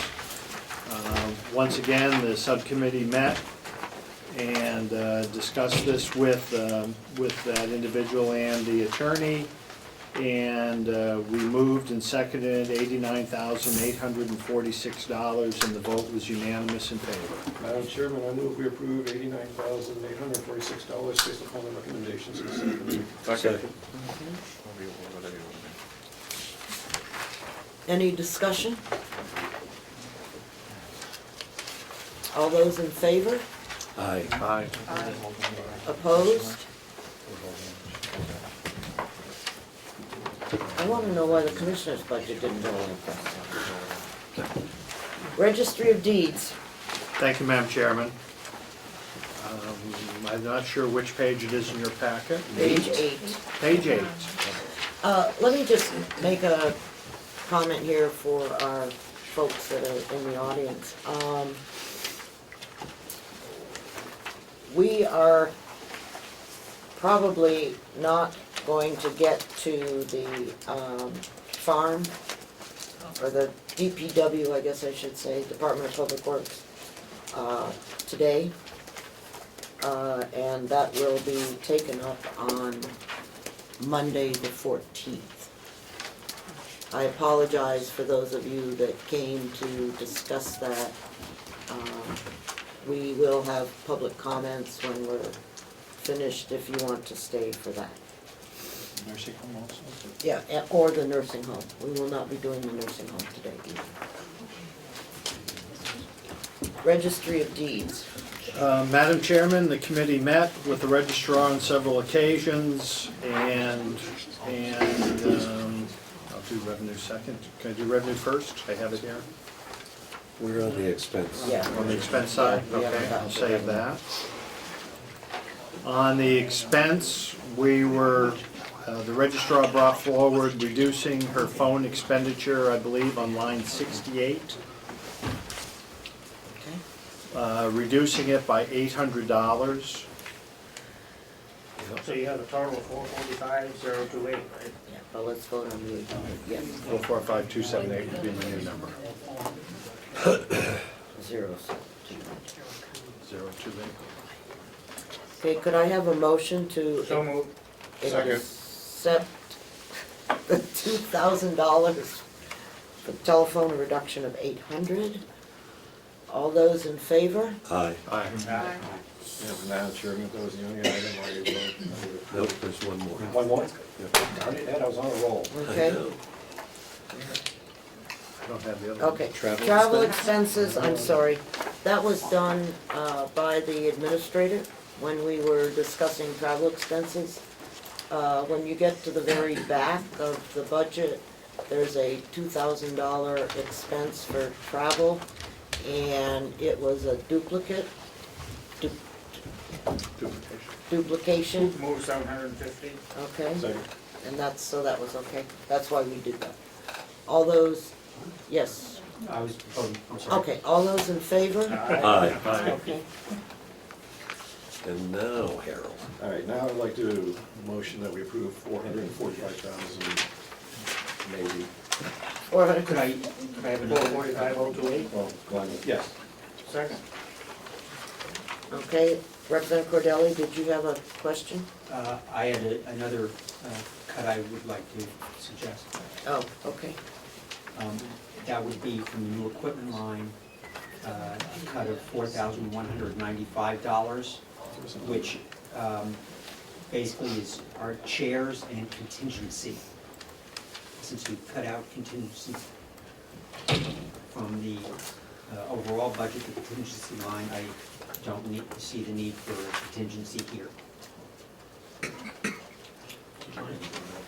Okay, is this new equipment paid Yes. for by the fund? Yes, it can Okay. be. Pardon? All new equipment can be paid for by the equipment surcharge account. It's the chairs. I don't know what it's, Chairs and contingency. what, could you explain? Pardon? What's the contingency? Just answer that. What's your question, please? Glenn, would you repeat your, sorry, Representative Cordelli, would you repeat your question? The motion was related to the new equipment line and a cut of $4,195, which according to the information I got related to new equipment, represented chairs and contingency money for your department. There are chairs in the budget. If you come downstairs to the Registry of Deeds and look at our chairs, you'll see why there are chairs in the budget. They haven't been purchased in years, and it looks like there have been goats in the office. As to the contingency, there is a small amount in the, this line. Let me tell you exactly how much it is. For things like our plan scanner machine, if the glass goes on our plan scanner machine, we don't own the machine, but if a part of it goes because of use, we're responsible for paying for that, and they're not inexpensive pieces of equipment. The other day, we had a hard drive got zapped by a power outage here over the weekend, and we had to replace that on our brand new Toshiba copy machine. Things like that, and the equipment is paid for, can be paid for. Equipment rental and repair can be paid for out of our equipment account, which is funded through a surcharge of $2 on every document that's recorded. So it's not money that comes from taxpayers. It's money that comes from the users who record documents. Does that answer your question, Mr. Cordelli? I think partially, if I could follow up. That surcharge is shown in the revenue side of the ledger for you? Yes. So would this, any expenses from this new equipment line would be from that? I'm still not sure why we need the explanation here is reserved for unexpected need to replace equipment. Again, that goes to this plan scanner, the hard drive on the copier, other instances like that. We don't own our machines, but it's something, if we wear them out, we need to take care of some of these items ourselves. Okay, thank you. So the motion was to remove how much? 4,000. I'm sorry. 4,000? 4195. Okay. All those in favor of the motion? Madam Chair, I still have my hand up. Oh, I'm sorry, I didn't see you. That's okay, thank you, Madam Chair. Just wanted to help out a little bit with information from my notes from the subcommittee meeting, was that it was 1,850 in reserve, 450 was estimated what might be needed for a new cash register, which may be going, and about 600 for the scanner glass. So that accounts for a good chunk of that.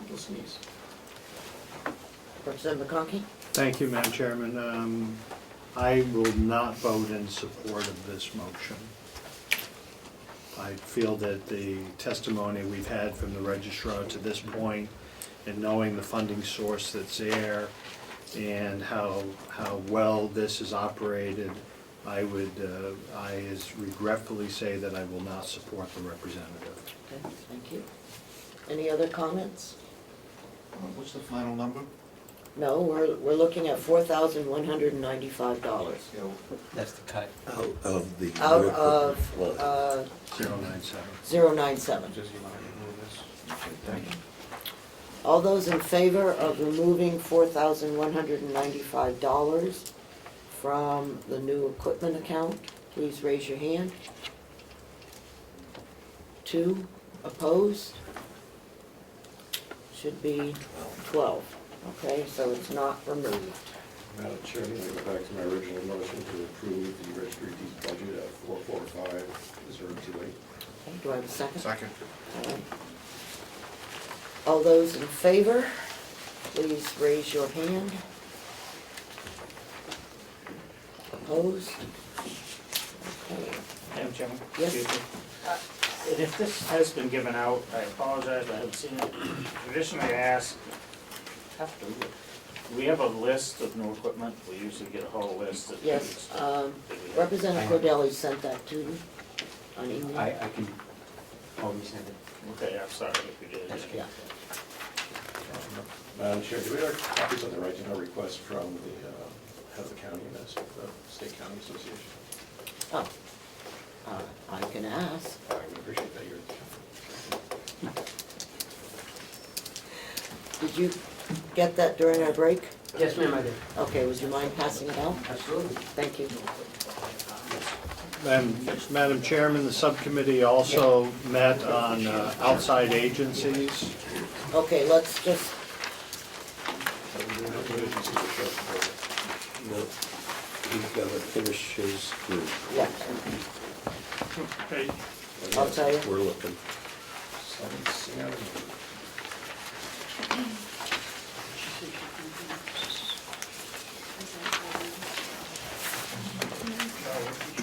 Cooperative extension. Yeah, I know. Okay, if you turn to page 20. That's where cooperative extension is. Let's start there. Madam Chair, Yeah. may I ask that we postpone this particular section because I understand that there are some amongst us who would like to make some pretty significant cuts for services that the county is really obligated to fund. And I think it's more appropriate to look at what happens there before we make a decision on outside agencies. Representative McConkey? Thank you, and thank the representative for her opinion.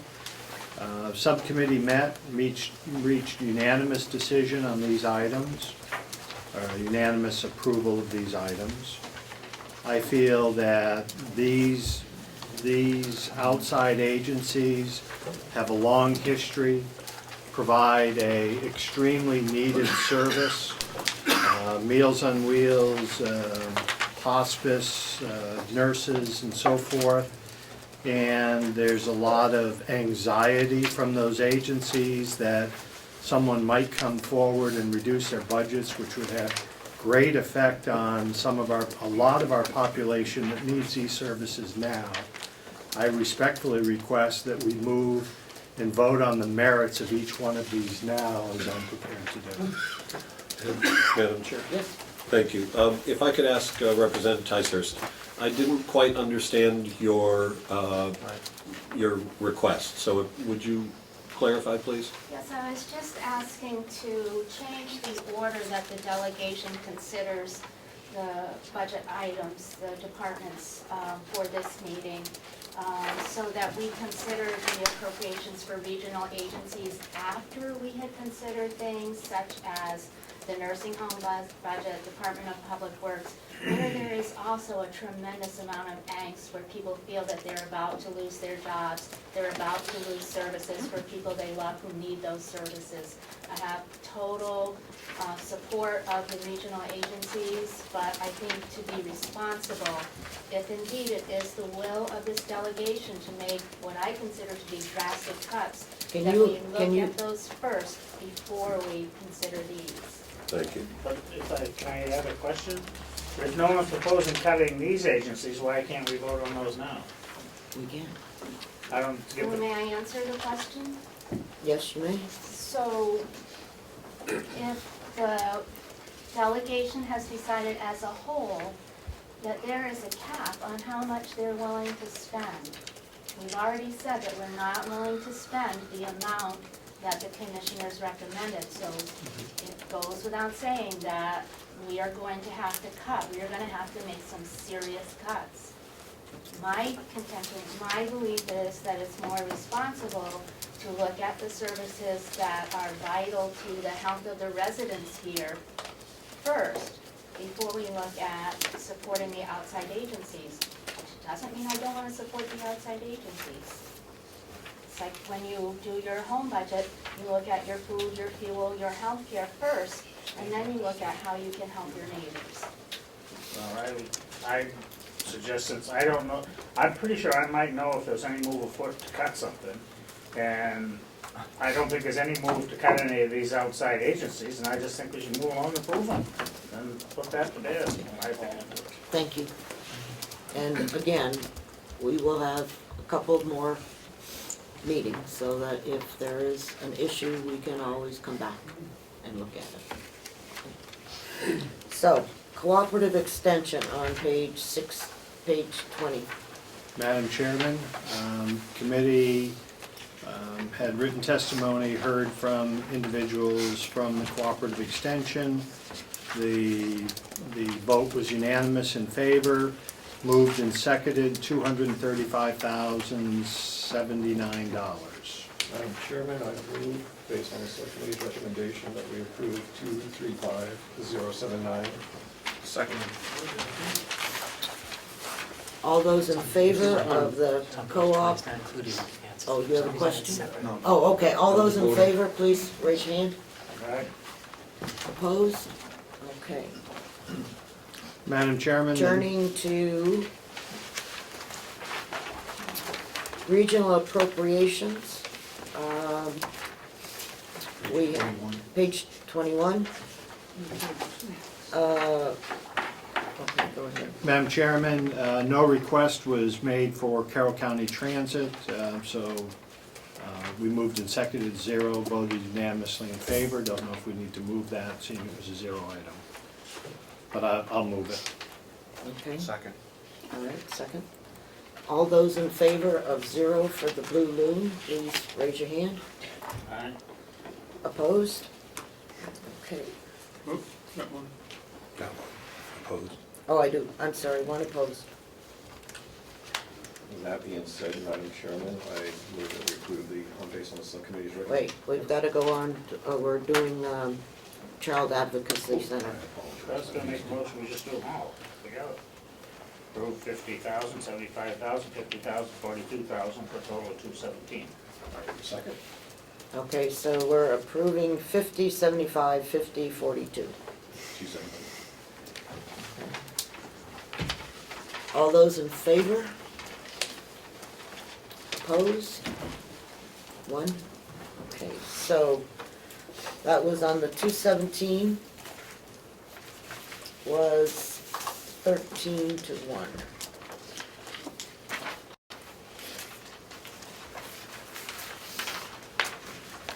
I think we can approve capital reserve since there's nothing there. Okay. All those in favor? Aye. Opposed? Thank you.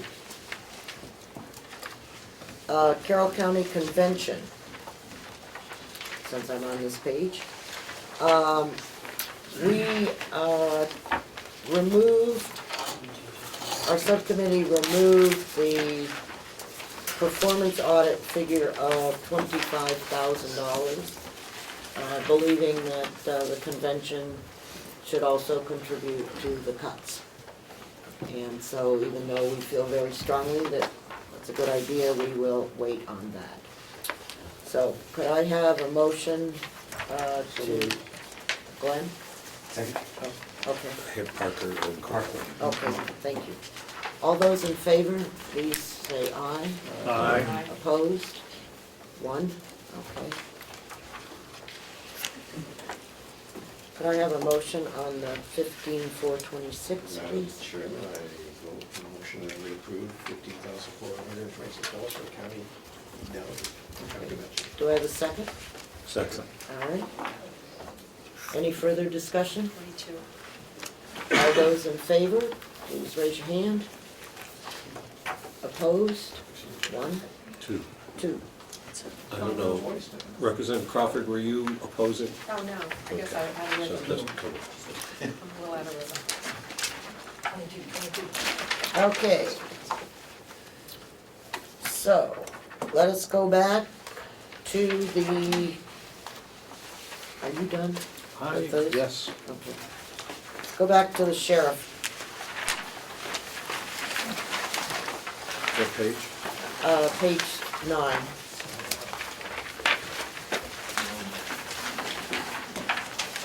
Carol, would you Yes. like to? I did have a discussion with the sheriff on education and conferences. He'd like to keep it at the 4,000 because of some contractual issues as far as in the contract, if someone takes an educational, goes for further education, there's $1,000 reimbursement. That is a contract thing. I did suggest that maybe in the future, they could negotiate if people are gonna take courses, that they notify them a year in advance so that we have that kind of information and it's solid numbers more than just maybe somebody might take a course. So, in the long run, I see that grants, they took out grants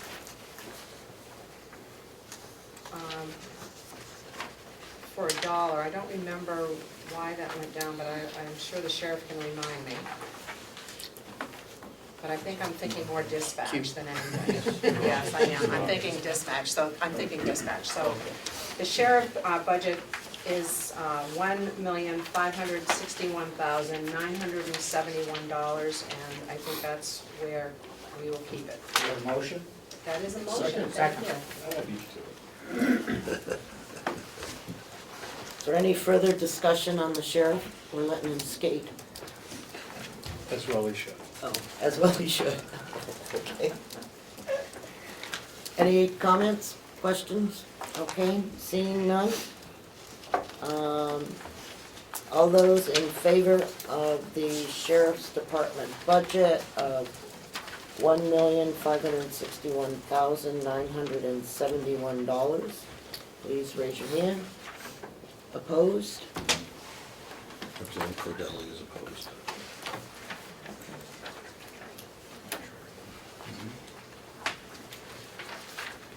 Dispatch. Okay, the only thing I'm confused about in dispatch is the federal grant of $349,995, and our non-duty that we had. I believe, Chuck, you said you were gonna put that in a different, because you didn't wanna commingle federal funds with county funds, and you were gonna make a 200 account, but obviously you didn't do that because it's here. And it's also in the revenue, I haven't done that yet. but you are gonna do that. So if you are gonna do that, do we not subtract the bottom line? Yes. You're approving it as it is now, and that approval will carry forward no matter where I move it. Well, No. no. We will take out the $349,995, and when it appears on Monday, wherever it appears, we will take it up at that time. So it'd be 70, just so I've got, so the figure would be 706,883. I haven't done that math, well, I did do that math somewhere. Representative Ticehurst? Thank you, I just need a little clarification from the finance director, if I may. And you were referring to changing the fund it was in, not the line item appropriation? Do I understand that right? I thought you were taking Yeah. it It would come out of the 100 fund and go into a different fund, and we haven't set that up yet. And would So there it be a would- follow-up? Sure, but what he's saying is that if you will notice, the 100 fund, that's the 100 that starts all of these. He's going to create a new fund called the 200 fund, where he will put federal grants. May not be 200, I gotta look at the Okay, fund structure. it'll be but whatever. It would be a similar number. Yeah, okay. Thank you, I understand that, but may I follow up? Yes, you may. So could that just as easily be handled as a transfer request? No. Okay. I would move, is that, you It's agree right that at the number? big 706-888. 883. 883. Okay, She moves, I second. all right. I have a You have a further question? Yes. Thank you. Why are we expending the grant money in one line? Why isn't it being defined as payroll or computer expense or whatever in the expense budget? In this particular case, for this grant, it is, it has no payroll, it has no benefits, all of that, it's all equipment. So it sits in that line. Just that stuff. Okay, thank you. It's just new consoles. Are there any other questions? If it was seconded, then it should be seconded, but this one was not. Okay, are there any further questions? Seeing none?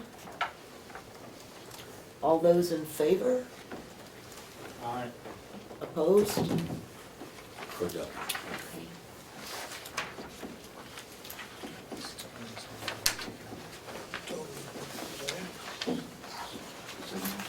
Good thing we're not on finance. It is, 706? 706-883. 706-883. Okay, administration building. This was so long ago. All right, on the salary line, you'll notice that it has dropped, and that's because we, instead of having a full-time person doing the work in the county administration building, they have gone to a part-time person. In addition to that, the, what The county, countywide maintenance director. okay, the county, that's a new title. The maintenance director is being provided a salary increase of $12,000 to cover his overseeing of the administration building. So that's what I just wanted to make sure that everybody was aware of that. Yes? That new maintenance director position, where, what account is that in? Right here. That includes, That includes the $12,000. $12,000. Right. And the rest of his salary is? What was the maintenance director? I'm sorry? In the nursing home. In the nursing home. Yeah. Okay. Other than that, oh, yes. Madam Chairman, I was in favor of learning after the fact of what the commissioners had done here. But my question is, seeing now this individual is in charge of, I believe, a couple buildings anyways, and if not overlooking the jail also, is this really the proper place to have this individual's salary? And might I suggest that it should be over in Public Works? This is only, oh, you mean the 1,200? You know, the 12,000. the salary, or however they're doing this. I foresee Public Works as water, sewer, maintenance, and other items that are there presently, but I'm just wondering why, if the salary's here, why it should be in the administration building. I don't want to hold this up, but I think a realignment at a future time would make sense. Most of his time is spent at the nursing home, so the bulk of his salary is budgeted there. and you want the other 12 to go into DPW. I would think it would be a better place to have it, and I think it would be a better place to have it under review. I'm totally in support of the function, totally in support of the individual. I just think it's being put in the wrong place, and it doesn't stand out at me when I look at this budget. Question, does the, is it only those two buildings that he's in charge of? or is he in charge of all the buildings on the campus? So the impression he's working in the jail. Oh, I thought you were gonna answer. I don't care who answers. I'll answer. Go ahead. Go ahead. Well, I think the intent is for him to, in eventuality, be the manager of all the buildings. Currently, the jail does have someone who does manage that building, but, you know, that other person does have some oversight. But there is an eventuality, because the person I believe is nearing retirement, that when that does occur, then there may be a little more restructuring that will happen. He will have ultimate control of the maintenance. So that's the input. So how it's divvied up, if we've divvied up any to the jail yet or not, the finance director can answer that question. We do not budget anything in the jail for that yet, but as he said, that may be on the horizon. And he currently is essentially an indoor function. I'm not, if I could, and sorry to interrupt, I'm not opposed to it being here right now, but I think it needs to be moved over to DPW going forward, because maintenance is clearly a function of that department. I will offer the suggestion, and I would hope that it gets considered. Yes, go ahead. Thank you very Vice much. Chairman. Could you explain to me the increase in electric over what we spent last year? I'm not sure, did we buy some ones on electricity? Rates. I think it, Rates haven't gone up $17,000. Yeah, right. Ken, would you, It went from about 7.5 cents a kilowatt to a little over 11 cents a kilowatt. But we did, the commissioners renegotiated the propane. wait, we're talking on electricity. Yep, and that's why there's an increase. And you'll see an increase in each building.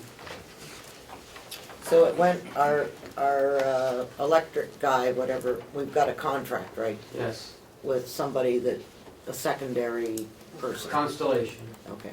And their rates went from 7.5 And a half to 11. to 11. And how, Anyone else is doing that? well, this is the secondary, And we also still have to pay public service for the transmission. Stranded costs. Right, so there's two bills you pay, public service and Constellation. If I could.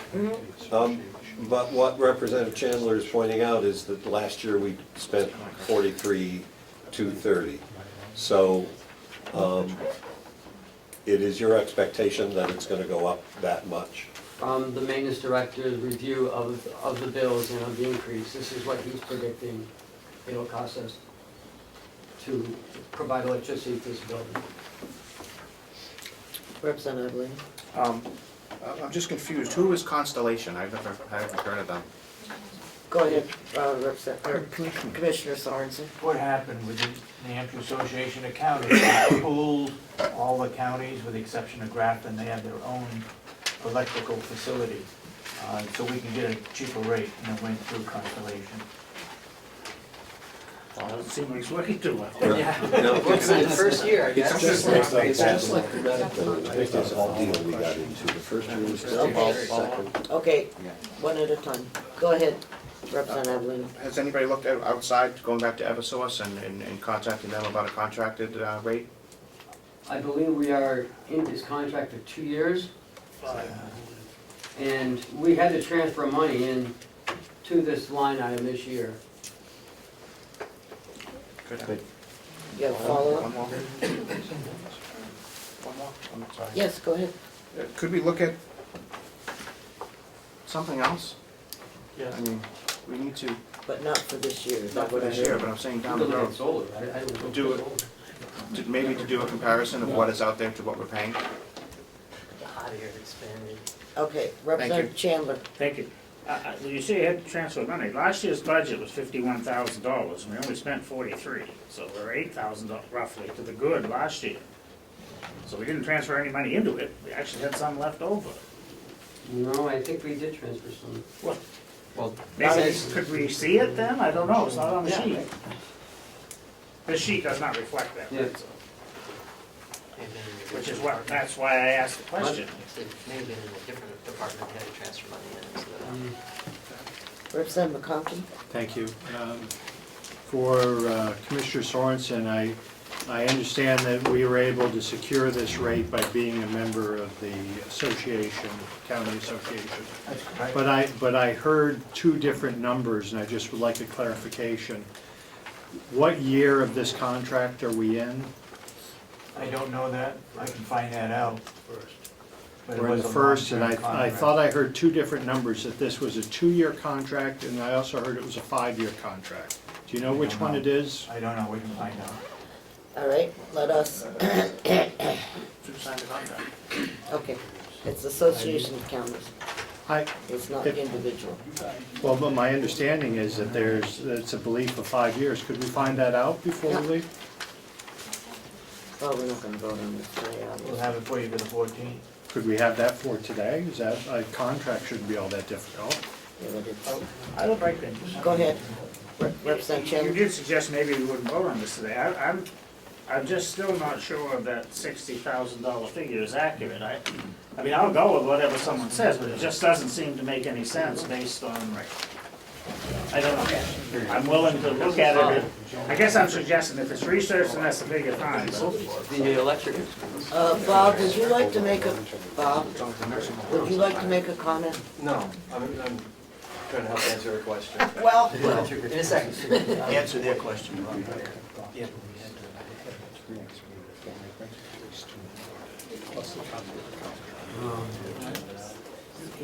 okay.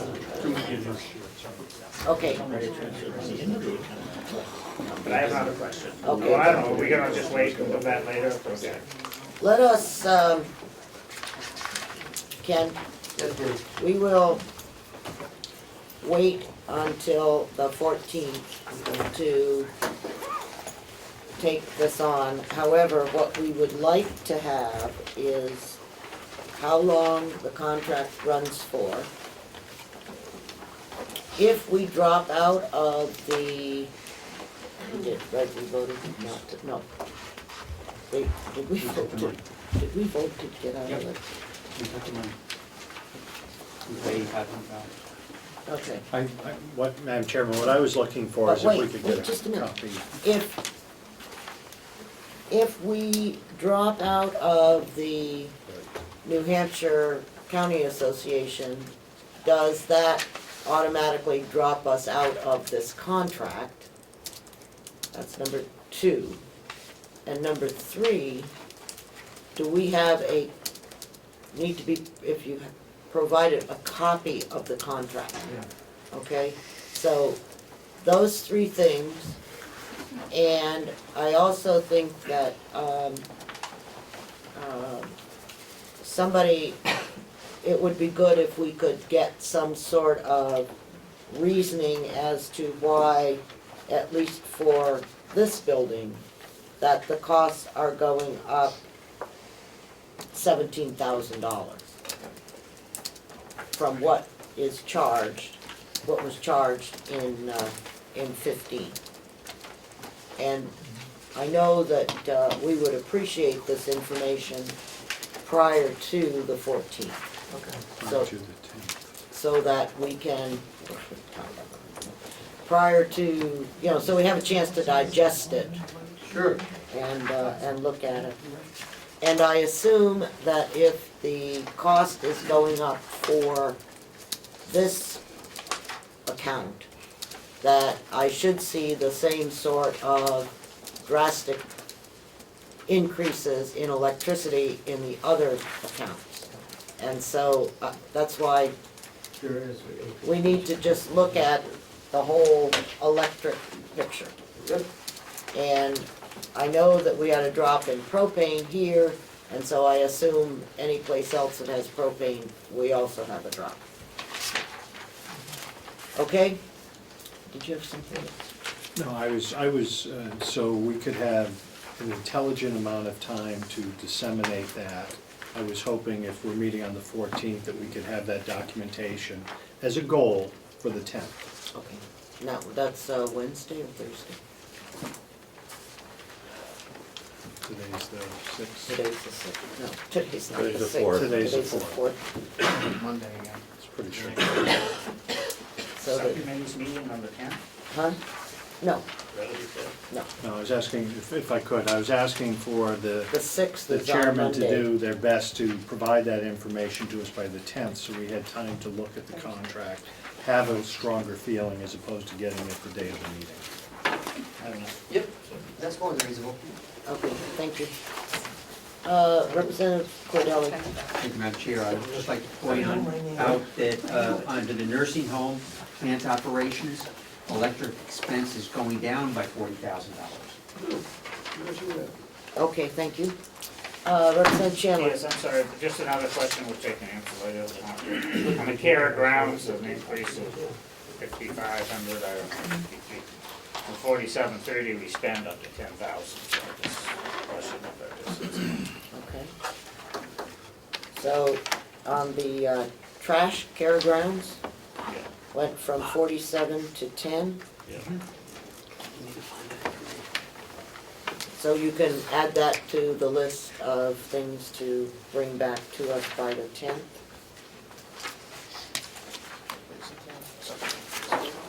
Pardon?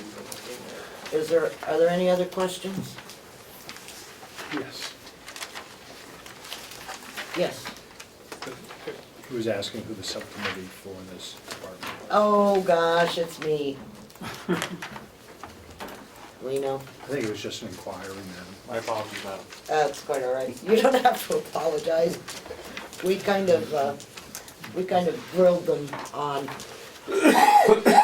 some other things in this area and did not, and we did talk about electricity and, but I don't think we talked about care of grounds, but those, thank you for bringing those up. Representative McCarthy. Yes, thank you, Madam Chair. On the electricity, we're still on it, I think. Didn't we spend quite a bit of money last year to put in all new, LED lights or whatever, and Not last year. before, the year before that? Did it lower our costs? I'm sure it did. I don't know what the figure is, but yes. But that was done at least 2 years ago. It showed a reduction in but that's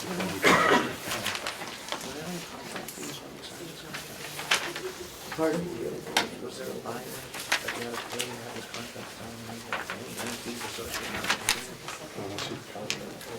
Okay.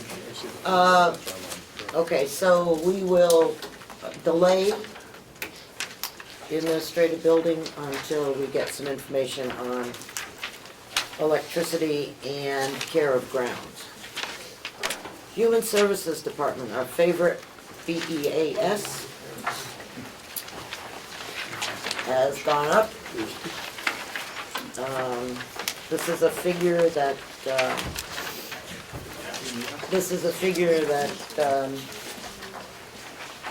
Health and Human Services sends to us, and it's based on the number of elderly people that we have in the county.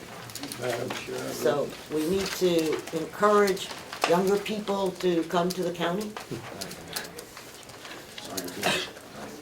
Madam Chair, move $4,925,000, benefit 577. Okay, go ahead. Second All for right. discussion. Go ahead. Is it appropriate for a delegation, or has a county delegation ever requested the state to perform an audit on how that number has come to? I have a report back from 2007, which is, it basically says the process is incomprehensible. So, has there been an audit, and can Since we then? ask for one? We do have an audit committee, which Senator, is it Reagan? Could be, I don't know. I know he's, I don't know. Anyhow, I know that I'm an alternate and was unable to attend a meeting. Because the other person. But, yeah, but, I will speak to Representative Ober and see if that is a possibility. I bring this up because other counties are also, Oh, yeah. would also jump on board immediately. Yeah. I mean, if we're paying the right amount, that's fine. In the past, just for history, there used to be an employee in this county that would go through the list of people who are supposed to get paid, so we know the exact amount. And we're going by in some type of mathematical algorithm. Right. And I don't know how accurate that is. I think it would behoove us, Okay. if I can use that word, Yes, you may. to actually get some type of audit. Yep, I As you will. use the word behoove, I would agree with it, it's not obvious here. Great Sir. suggestion. Okay. I will speak to Representative Ober and see when the last time, if there's been a newer audit. But I don't think anyone would disagree. Yes. Another comment. The reason why we should do this is because the public should understand that the state is forcing this money out of the county. And so they should substantiate in detail, comprehensively, Okay. that number's Okay. correct, that's it. Okay. And as I understand it, Carroll County is one of the lowest, so. Okay. Question? Yes. Just the numbers for 2014 and 15 for this line item look odd to me. 7 cents and 73 cents. Usually it's a whole number that, as I recall from prior years, I'm just wondering why this number seems different in terms of actual dollars. This is the reality of what was charged. This is the projected Okay. budget number, and that's why those cents things could in fact end up there. Okay. Okay. All right, I've got a motion on the floor to approve $4,925,077 for the Human Services Department. All those in favor? Aye. Opposed? Two. Three. Parker. Oh, no. McCarthy. Who was I Parker? didn't see Frank Just saying. opposed. Opposed? Okay, That's just based on what, that's it. I know, it's a pain in the neck. And as you know, we tried last year to get the BEAS lady up here. And that didn't work out, so. Maybe with the new commissioner now, there'll be some Yeah. different access. Who knows? Okay. We're going to skip over Public Works.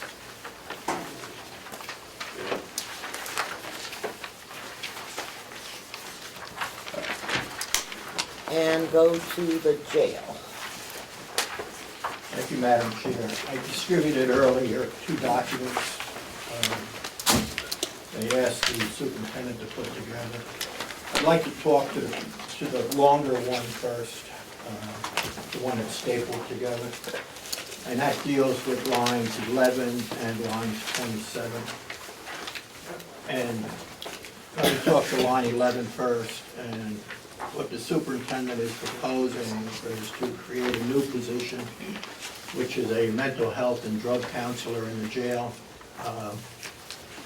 The rationale for that, if you just take a minute and read his white paper, I think it will become apparent to you why the subcommittee, and I might add, the delegation chair has endorsed the creation of this position. I'm stealing this. Sure. This represent- oh, good, you got another. Okay, this is the difference between the part-time salary and the full-time salary? What this does is this takes, it's almost a wash here. What we're doing is we reduced line 27, the mental health, which was an outside professional coming in, over $30,000. Okay. We feel that would no longer be needed. So there's a slight increase in cost, of course, with this, but for the reasons mentioned in the white paper, it seems to be a very good idea.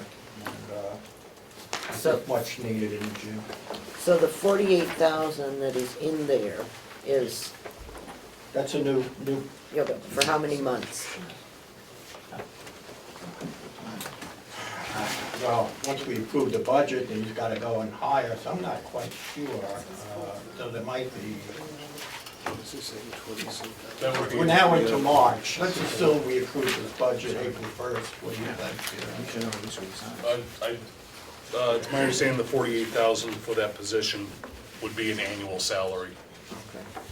Then we need to change it for this year. What do you think, the earliest you can get it on would be what? June, July? Early. Want that for April? It'll take longer than that. 1st of July. Yeah, 1st of July? I think that's reasonable. Okay, okay, so are you sure that's a full year salary? It is at the 2308. Oh, okay, all right. So, do I have a motion to reduce this to 24? Which is half a year? So moved. Okay, do I have a second? Okay, thank you. Now, in relationship to that, the benefits line, the social security, That would be line 27 was the offset to that. And we're Right, but probably we gonna weren't- have to adjust that too. yeah, but we weren't paying benefits to that person. And so the benefit line should have included a two-person,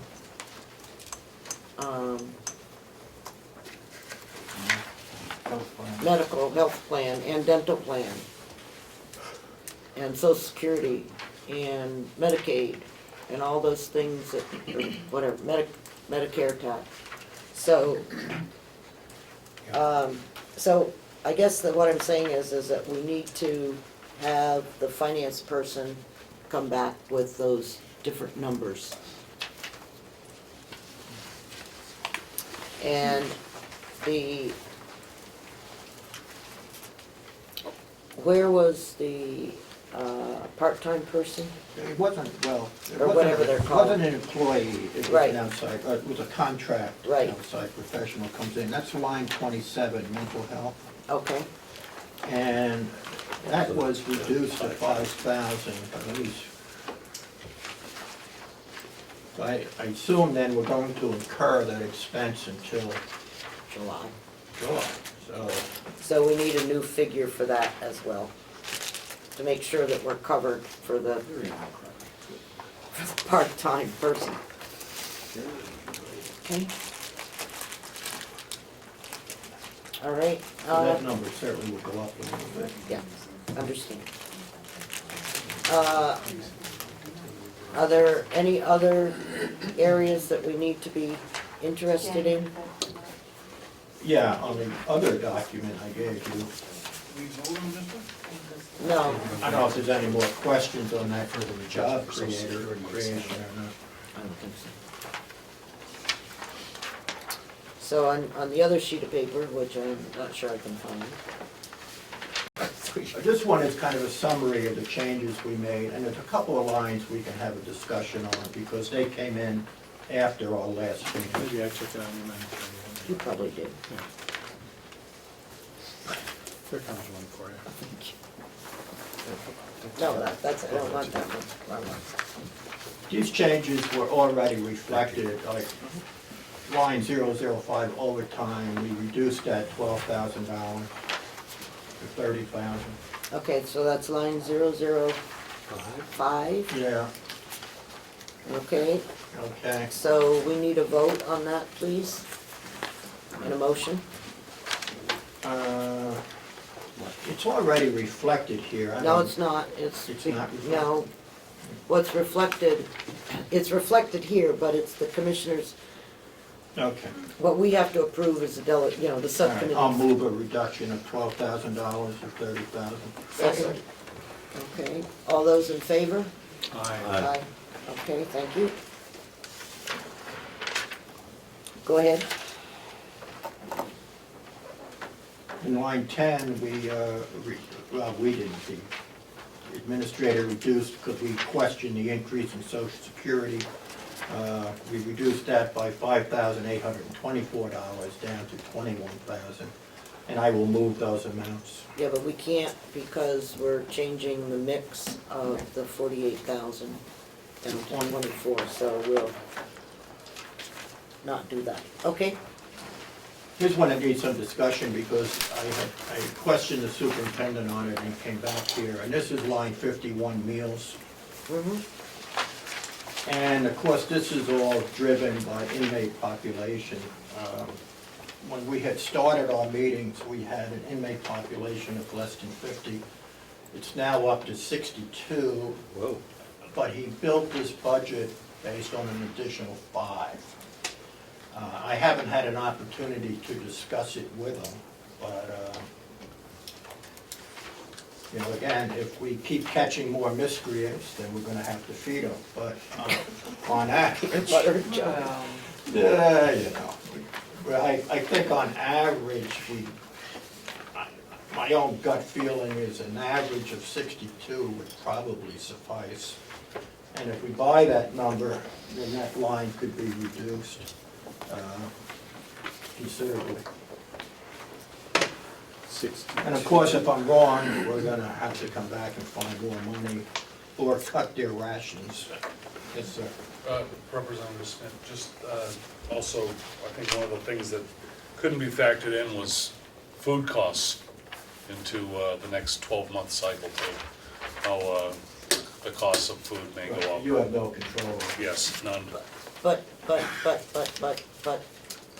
don't you have some sort of agreement with the nursing home, or are you just up to the whims of the nursing home?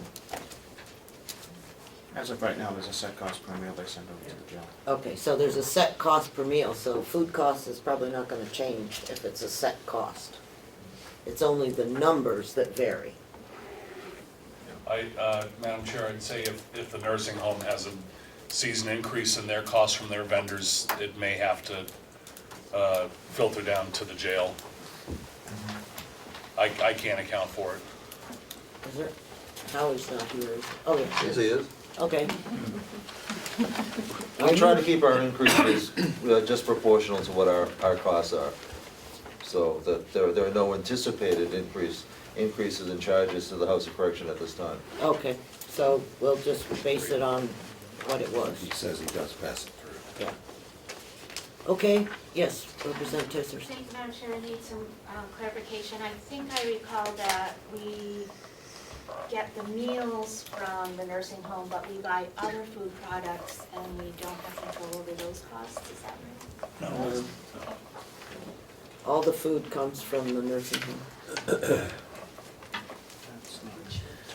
There's a little we bit of finished- fish and milk that they Yeah. buy separately, I mean, but it's not substantial. Yeah. There's Okay. a small amount, but it's not substantial for breaks and. Okay, so we'll wait to hear back on that one, On the food? Okay. okay? Next one I think we need to discuss,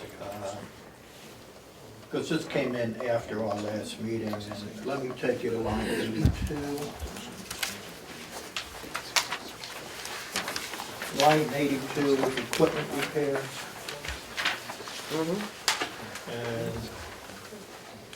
what this is the touch screens and the whole system in place over there, which is outdated to the point that it's barely clinging to life. They can't get replacement parts for it, it needs updating. We had gotten, or the superintendent had gotten one proposal that was shockingly expensive. And he's coming back here really with a,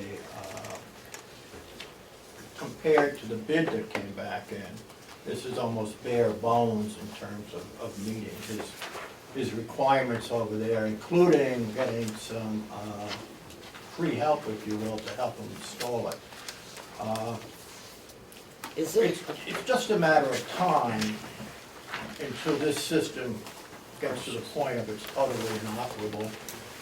And the alternative to that, of course, is now it becomes a manual operation, as it was explained to me, is that officers would have to be stationed throughout the facility with keys to facilitate entry, exit, whatever. It really needs updating. I just ask, is this repairs or replacement? And if it's replacement, it shouldn't be in here, it should be down in the capital budget. I'm not arguing that it shouldn't be here, we shouldn't put it in, but I think we need to put it in where it belongs, as opposed to repair, so.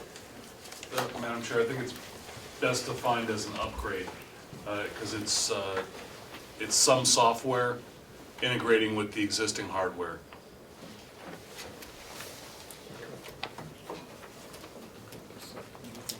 An upgrade would be expensed. Yeah, an upgrade would be expensive, so it's, you're not replacing equipment. Some of the Okay, equipment. some, but, There's okay. components that work in conjunction with each other. Okay. The touch screens to the door locks remain, the touch screens would be upgraded. Okay. Representative McCarthy? Yes, thank you, Madam Chair. I sit on this subcommittee, and I distinctly remember they had a team come in, they spent a lot of time. It was gonna cost about $500,000 to upgrade the system to where they think it should really be. So we're getting off, pretty good at just, at this amount to keep it going until we can do the upgrade.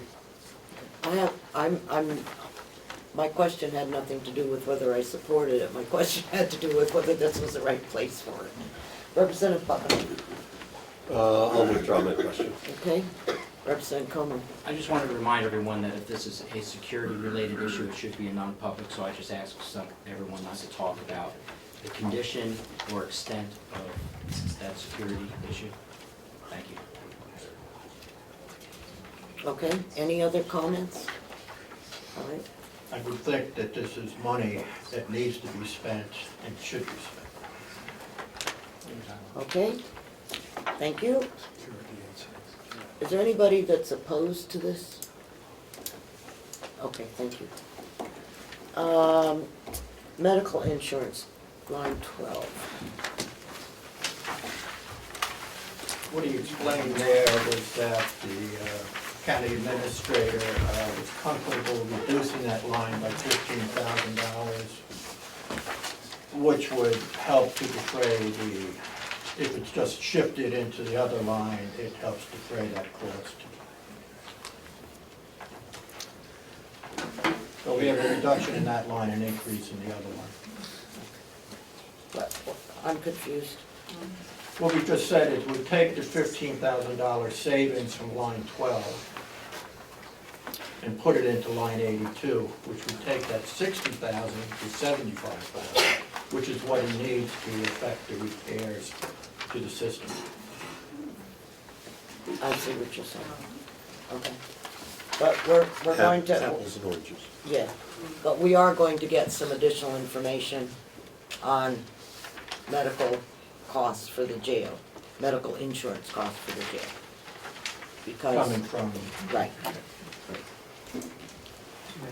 Yes. We talked about the medical insurance cost. Are there corresponding cost increase for dental? Should we also be talking about the dental policy? I don't know.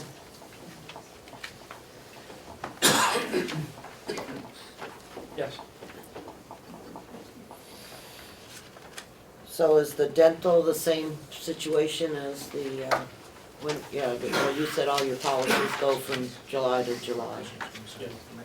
So we probably need to, what's the projected increase on dental? 10%. Okay, well then, we probably should figure out half of that to, thank you. It's already been adjusted. What has? Dental. Same Not- time medical. Not according to this? if I look at dental insurance from the jail, it's 9350 is what you've recommended, and it's 9350 what the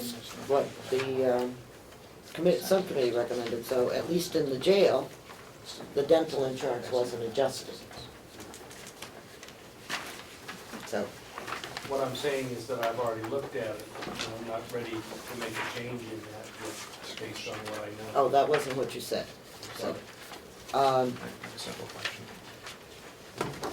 So we will, thank you, but I appreciate the information that the dental is going up 10% and that it may need an adjustment for the first 6 months.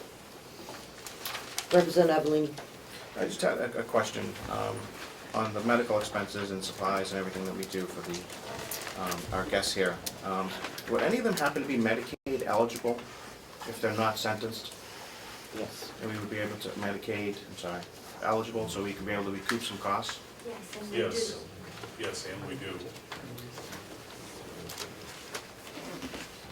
Okay, Oh. yes, Where would that be? it's just in not having so much money in medical expenses.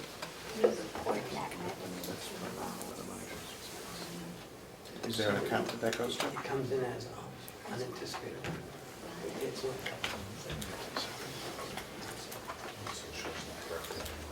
I believe, I'll have to check with with our comptroller downstairs, but I believe it comes in as unanticipated revenue. It's not much, I think it's $1,000 or something. Miscellaneous human services income? I don't believe so, I think it's,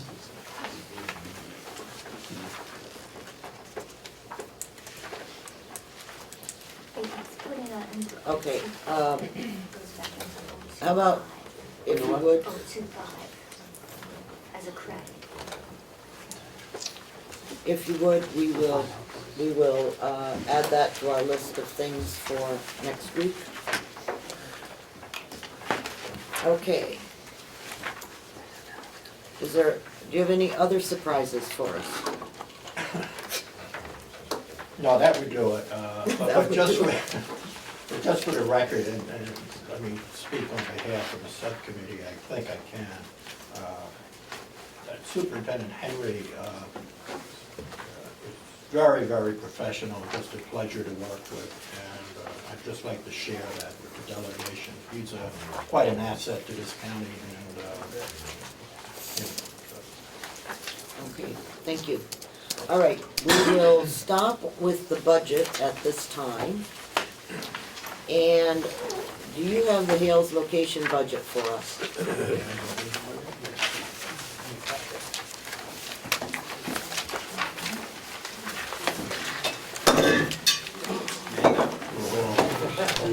That's what lids are for. Incoming! We need lids for the coffee cups back here, by the way. Oh, Just throwing that out there from this budget. Oh, okay. Just going down that street. Bring your own. Bring your coffee machine to work. Sorry, we cut contingency. I couldn't figure it out, I took my dollar back.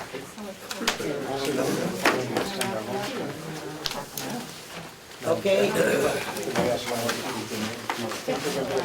We're gonna put at 1:30. Ask them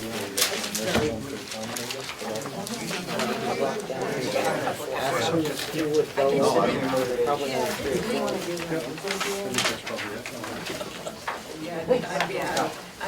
Okay, we got the budget yet? Yes, we have a budget. Yes, there's an idea. I will say that Okay, do we have copies for us? hold on. Okay, The,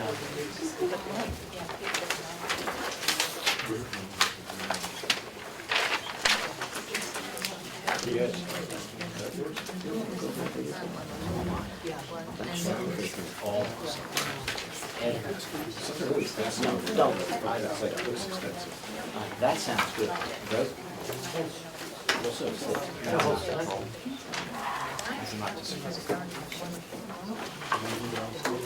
No, I brought it with okay, while he's doing that, let's, Representative Cordella, you had asked about holding meetings at different locations. Yes. According to statutes, we are perfectly entitled to hold meetings as a delegation, as a convention, either in Concord or according to 24(9)C, meetings may be held at any place in the county. So I think that with considerable interest in the budget this year, and the past couple of years, probably, I would like to see us hold meetings possibly in Moulton Borough, since they pay 23% approximately of the county budget, and maybe then up north in Conway or North Conway.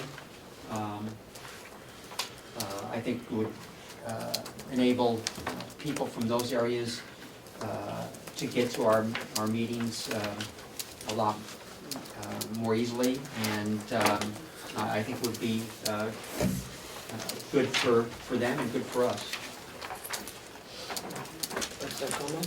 I would also add that most of the complaints that I've heard is the time.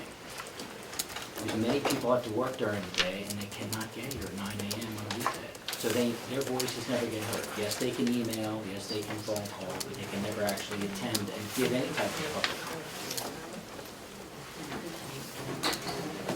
Any further discussion? I do believe the voices of people in Marlboro County should be heard, but as we can see right here, when we're trying to get the budget for Hale's location, central location of this building, this administration makes these meetings go by faster in case we need new information, or we can hit the resources already stored here. I do agree with Representative Comeau that I think we should look at nighttime meetings. I agree with that. But just for the pure amount of resources we have and when we need to go through a process, I would prefer us. Representative Pavilion? We might be able to look at that outside of the budget process. Yeah. Maybe outside of, I would agree with that. It's outside the budget process. Representative Conklin? Thank you, and I believe from what you just read, Representative, and I apologize to point, what you just read was we have that ability now. So I would suggest that if there are members think that we should be at an alternate location, with the suggestion, why don't you bring it to the chair and we can discuss that another time. I'm not opposed to going anywhere else or meeting in any other time. Any other comments? Permanently move it to Wolfboro? Or Hart's location. Save it. We go to Chatham. Okay. Yeah. I certainly agree that there's no reason that we have to come here all year. But I do agree that we need to be here during budget season, because there is just, you never know what kind of crazy question one of us might ask. And so it's better to have the available resources here. So, Have a center page in Chatham, that'd be great. yeah, well, you know, like maybe we could,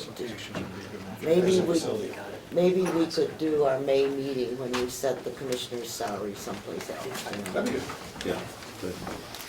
So, if you are interested in holding a, if you're interested in holding a delegation meeting in your community, please look at May, and we'll fight about where we're gonna go. I shouldn't say fight about it. discuss. Well, I assume that there'll be Debate. Request from every town. yeah, Yeah. debates about that, so, okay, so that is kind of where we'll look to that. Oh, okay, I'll sign it up over there. Okay,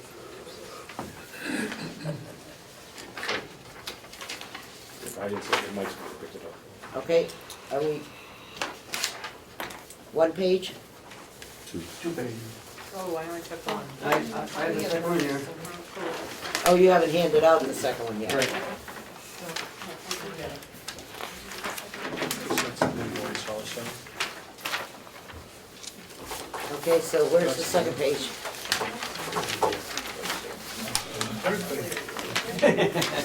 It's rounded.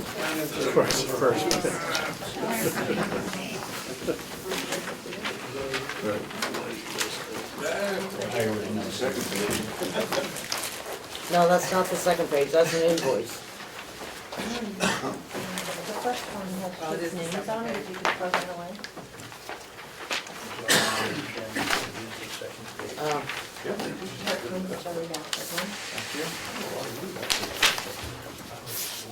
Now,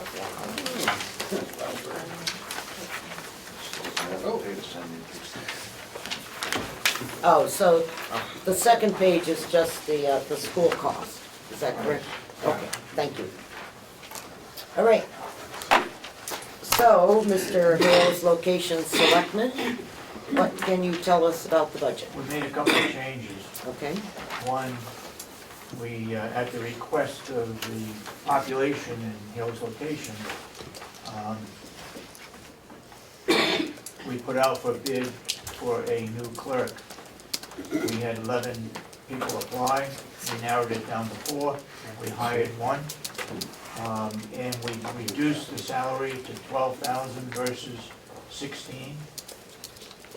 And she is to work 2 hours a week, plus 2 hours some evening that has yet to be determined, so that anybody can meet with her a month, 2 hours a month. It's the administrative salary line. Commissioner Babson negotiated with the school system, and I'll let him talk about it since he hasn't said too much this morning. I think it's a. well, okay, before we go to the school, legal expenses going up, what's that about?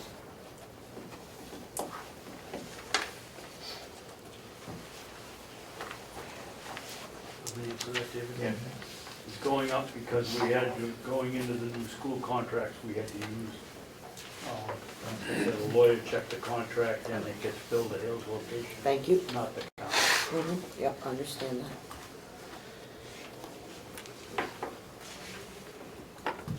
And on the reevaluation of property, are you doing something this year?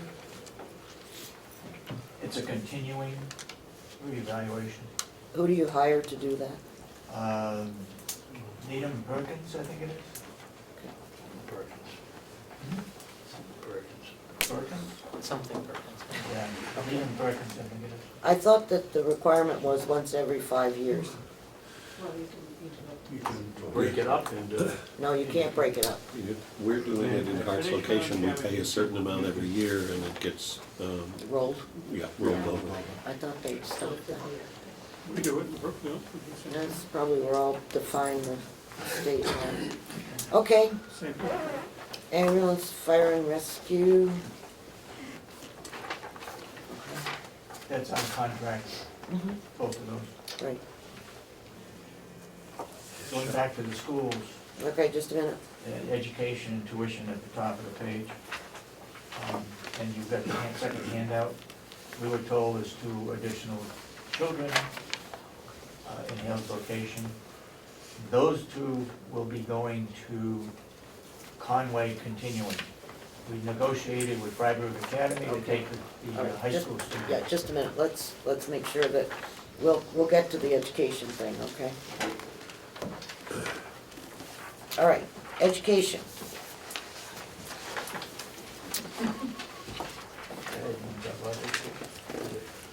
okay, talk about it now. Yeah. We, wrote and,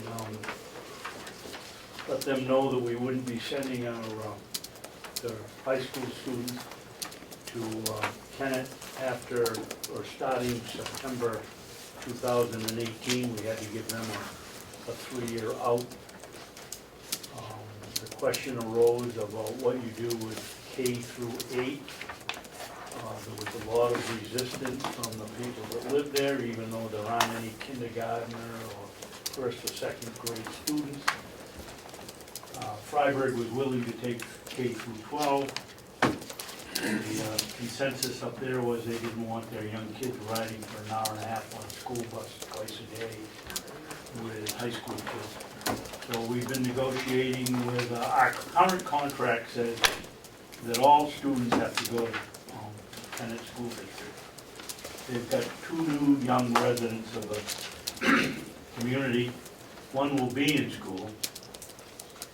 So they will be able to go through the 8th grade at Kennett, and then they'll go to Freiburg. Freiburg's tuition rate is $17,900. It includes 5 meals a day at noontime, I believe 4 at night, as I remember properly, and a bus ride to and from given spots in Conway District. As you know, probably Chatham goes to Freiburg. Our state considers Freiburg Academy a public school for Chatham, but for Hale's location, they've written us and it's a private school. But, we've gotten around that, we're ready to go. We're just waiting for the school board in Kennett to okay the agreement, and then it's all set. Okay, so, the amount that's reflected here, the 90,000 is, There are currently 2 students at Kennett. okay. And so that's the 60,000, 61,000, right? The top 2? Yes. Okay. And a kindergartner should be starting in this year at Kennett, in the Kennett district. Okay, so, and they charge the same for kindergarten? Yes. This is their bill. Okay. And so what we're looking at is for,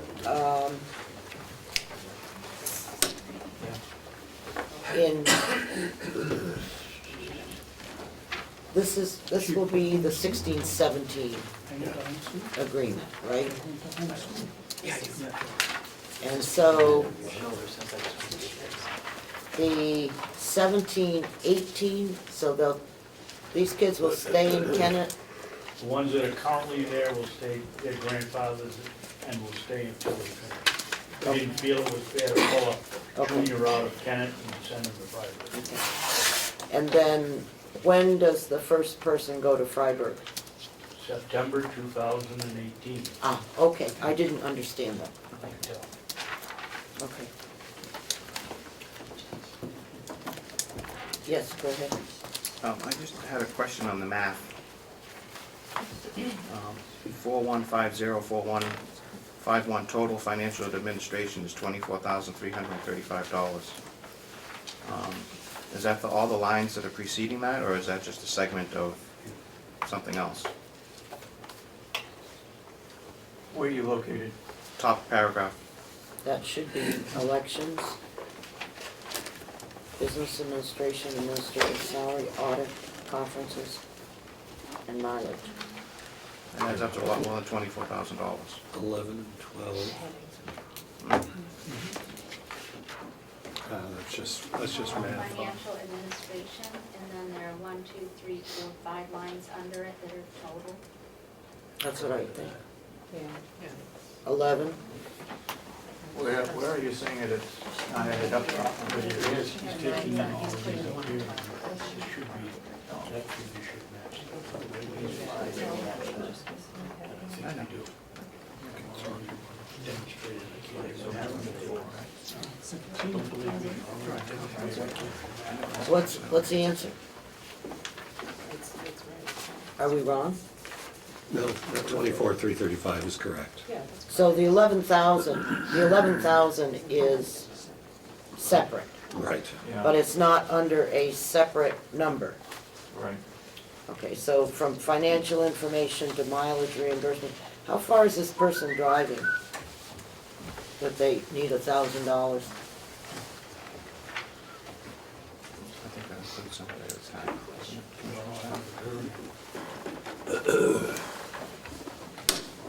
Yeah, I was gonna Just say asking. mileage for the- What are we asking for? I said, you have $1,000 in mileage reimbursement. You've just hired a new person. Where is the new person driving from? That's the same person, it came out to be the same person that was always there. Oh, I see, okay, well, you didn't tell us that. Yeah. Okay, so that's why, okay, fine. All right. So, could I have a motion that we appropriate $243,918 to support Hale's location? So moved. Do you have a second? Second. Thank you. All those in favor? Opposed? All right, thank you.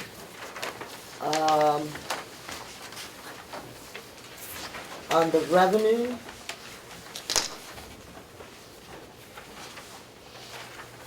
it appears that we are collecting 401,000. Well, we're collecting, I don't know what what's our tax rate going to be? Looks like it's going down. Cause we can't approve the revenue till we know how much you're planning to collect in, taxes. Because, or we could approve the 40,000 and then all you could collect then you collect in taxes $203,000.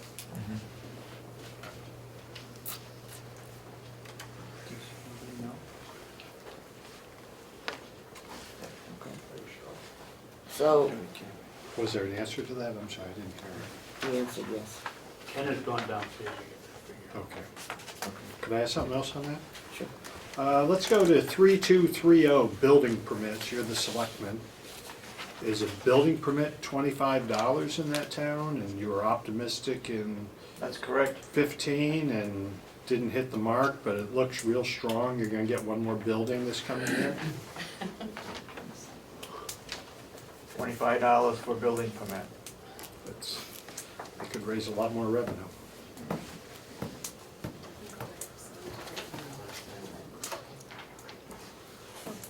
So in reality, it looks like last year you had 240,000 in expenses and you collected 401,000. Right.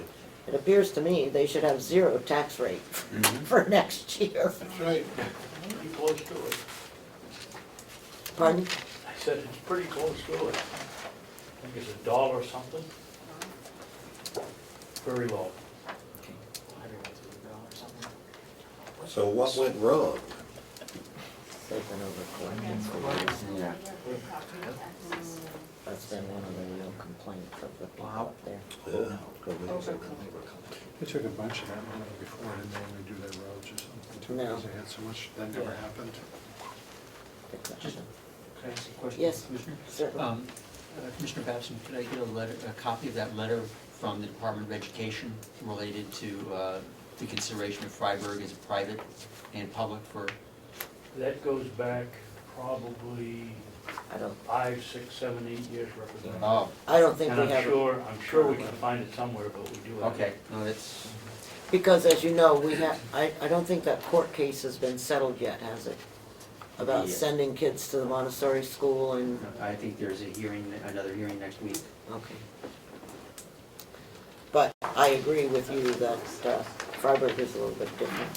Okay, so why don't we wait on this, Frank, Representative McCarthy? Because we're leaving here shortly and I want to make sure we've got time for public comments.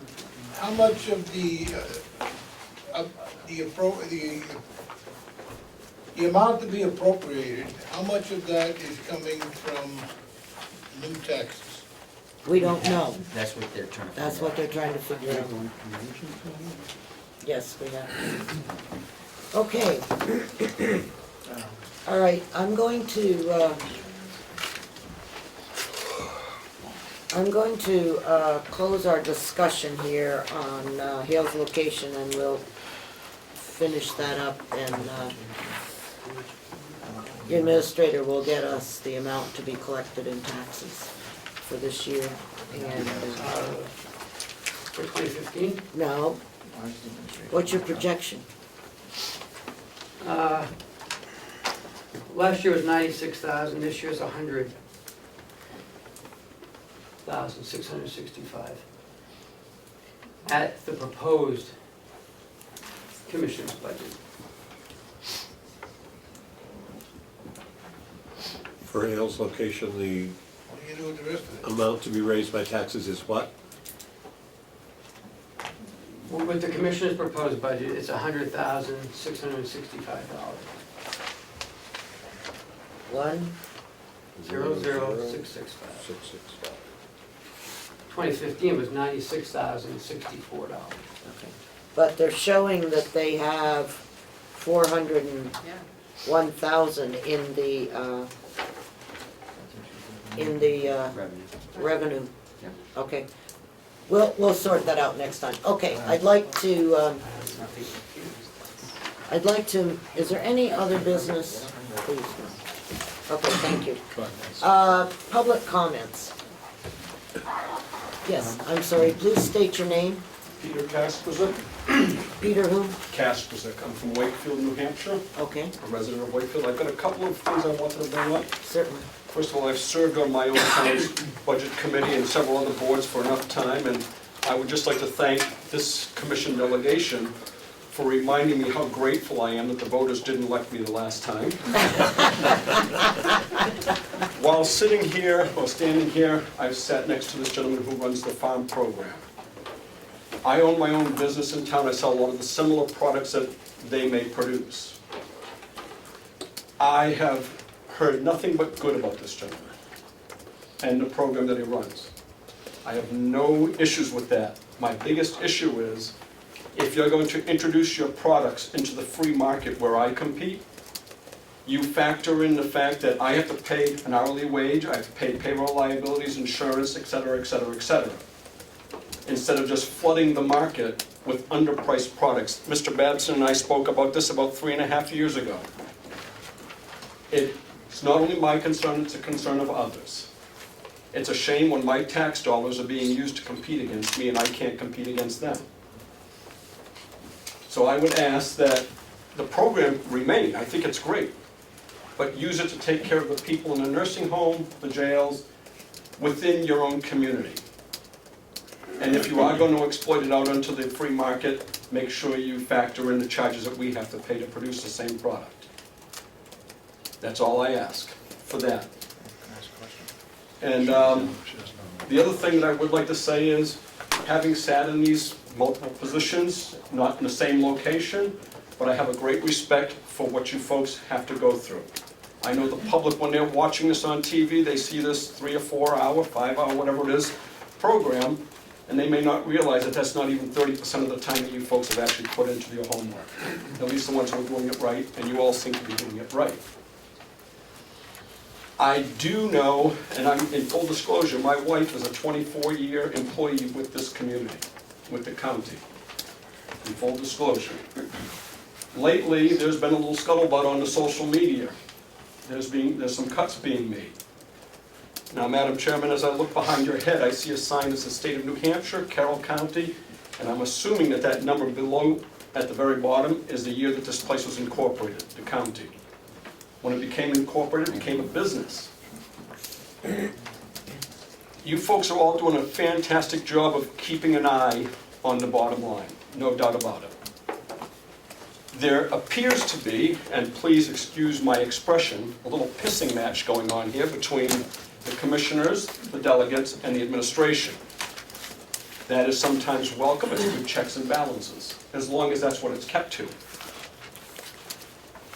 You folks at this level look at the people who work for this county or as the people over there, as clients, customers. Most of you on these boards look at them as programs and positions. You don't attach a name you're not allowed to. It brings impartiality and bias and possible slander into it. That's understood and it's appreciated. But I think it's fair that administration knows the people who work for this community as both positions and employees. These people have lives. A lot of these people have dedicated their lives to this county. Now I'll tell you something, when I open my tax bill, the least of my concern is the county portion. The county portion is 11.8% on my tax bill in Wakefield. Out of $13.06 a thousand, I give you guys $1.38. Not the highlight of my worries. The school gets 65%. Now if you want to cut something, go there. Wow. All right? No doubt. All I'm reminding you folks is there are people. Administration looks at them as employees and residents. Those employees and residents look at each other as family. Okay? A lot of emotion, and these people, as I said, my wife worked for the county for 24 years and still does, I hope, after this meeting. In that time, I've been able to see the progress that this business, this corporation has made. They used to be in that slum house next door where, and still, as a place that was cold and uninviting, you still had a waiting list of people who could afford other places waiting to get in there. The reason for that is because it had a reputation of treating the people compassionately and with dignity. Mind the superficial surroundings. You know what? You folks have, and I compliment you, brought the whole business to full circle. You've closed the gap. Now not only do these residents have a place where they can go and be treated with dignity, but they have a location where they can enjoy dignity. That's a dignified place for them to live. Lino, you're in business. You start cutting programs, you start cutting services, where are your customers going? Somewhere else. There's plenty of competition. And what I'm trying to point out here is, I heard you folks are trying to cut $2 million out of the county budget. Compliment you for all the work you've done. But let's look at reality. That $2 million cut, how much is that going to put back to the taxpayer? Maybe I can go buy 3 gallons more of milk a year? We're talking 15, 20 bucks per household? And yet, you're ruining your business model. Empty beds over there mean that the taxpayers have to have more burden to support that building. Full beds means that there are people paying for your services. And as a business, I'd like to have a full house rather than an empty one.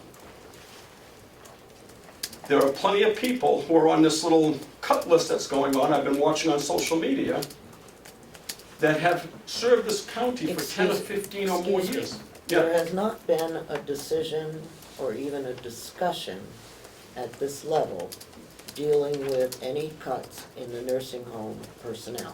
And respectfully, Madam Okay. Chairperson, that's why I'm here. Okay, so you're suggesting that when we do discuss the nursing home, that we please do not think about reducing the number of people working at the nursing home, is that correct? Not just the people, the services you provide the residents. Well, Because when you take away services, you make another facility look more attractive. people and services go together. All right? And I especially implore to you to look in their personnel files. And don't just cut. I know I've been in government. I know sometimes if you have different ones that aren't carrying their weight, where there's a union involved, where there's government involved, it's hard to get rid of some people. So what do? You get rid of the program.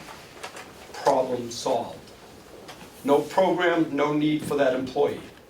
And all I'm asking is that you take a look before you make any reductions to the bottom line. Are you really benefiting the taxpayers enough to justify the consequences. The best laid intentions can be ruined by the actions, maybe poor decisions. So I would like to thank you for your time and ask this committee to really think through what they're doing. Thank you very much. Appreciate it. Yes. Yes, go ahead, ma'am. Please state your name. Yeah. I'm Lee Fritz, and I live in Freedom, and that's quite an act to follow, and this is all really simple and short.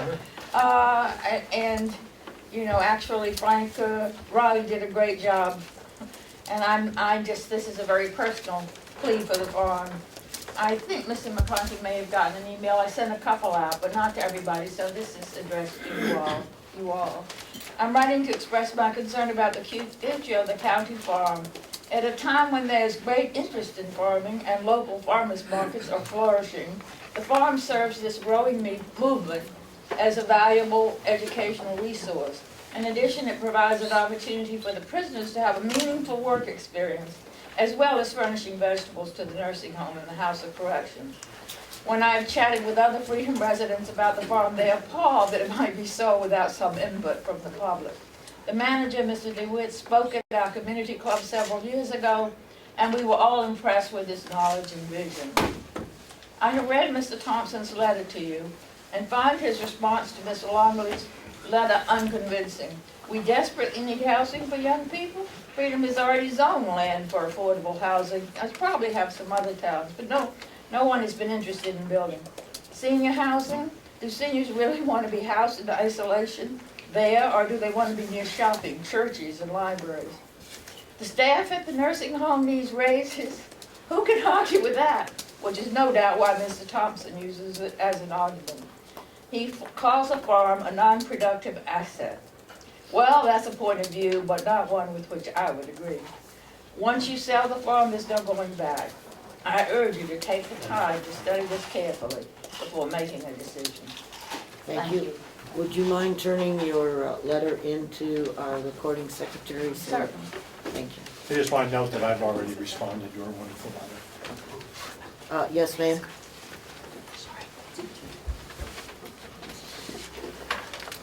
Eleanor Stokes from Freedom also. I'd like to thank you all for your service to our county. In fulfilling your duties, I would hope that you would consider the offer from the Coalition to Save the County Farm and put your decision off for a year while they study and make recommendations for the farm.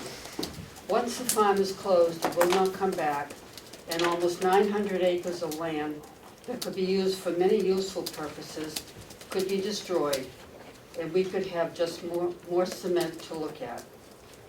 We have prisoners here who benefit from their work on the farm.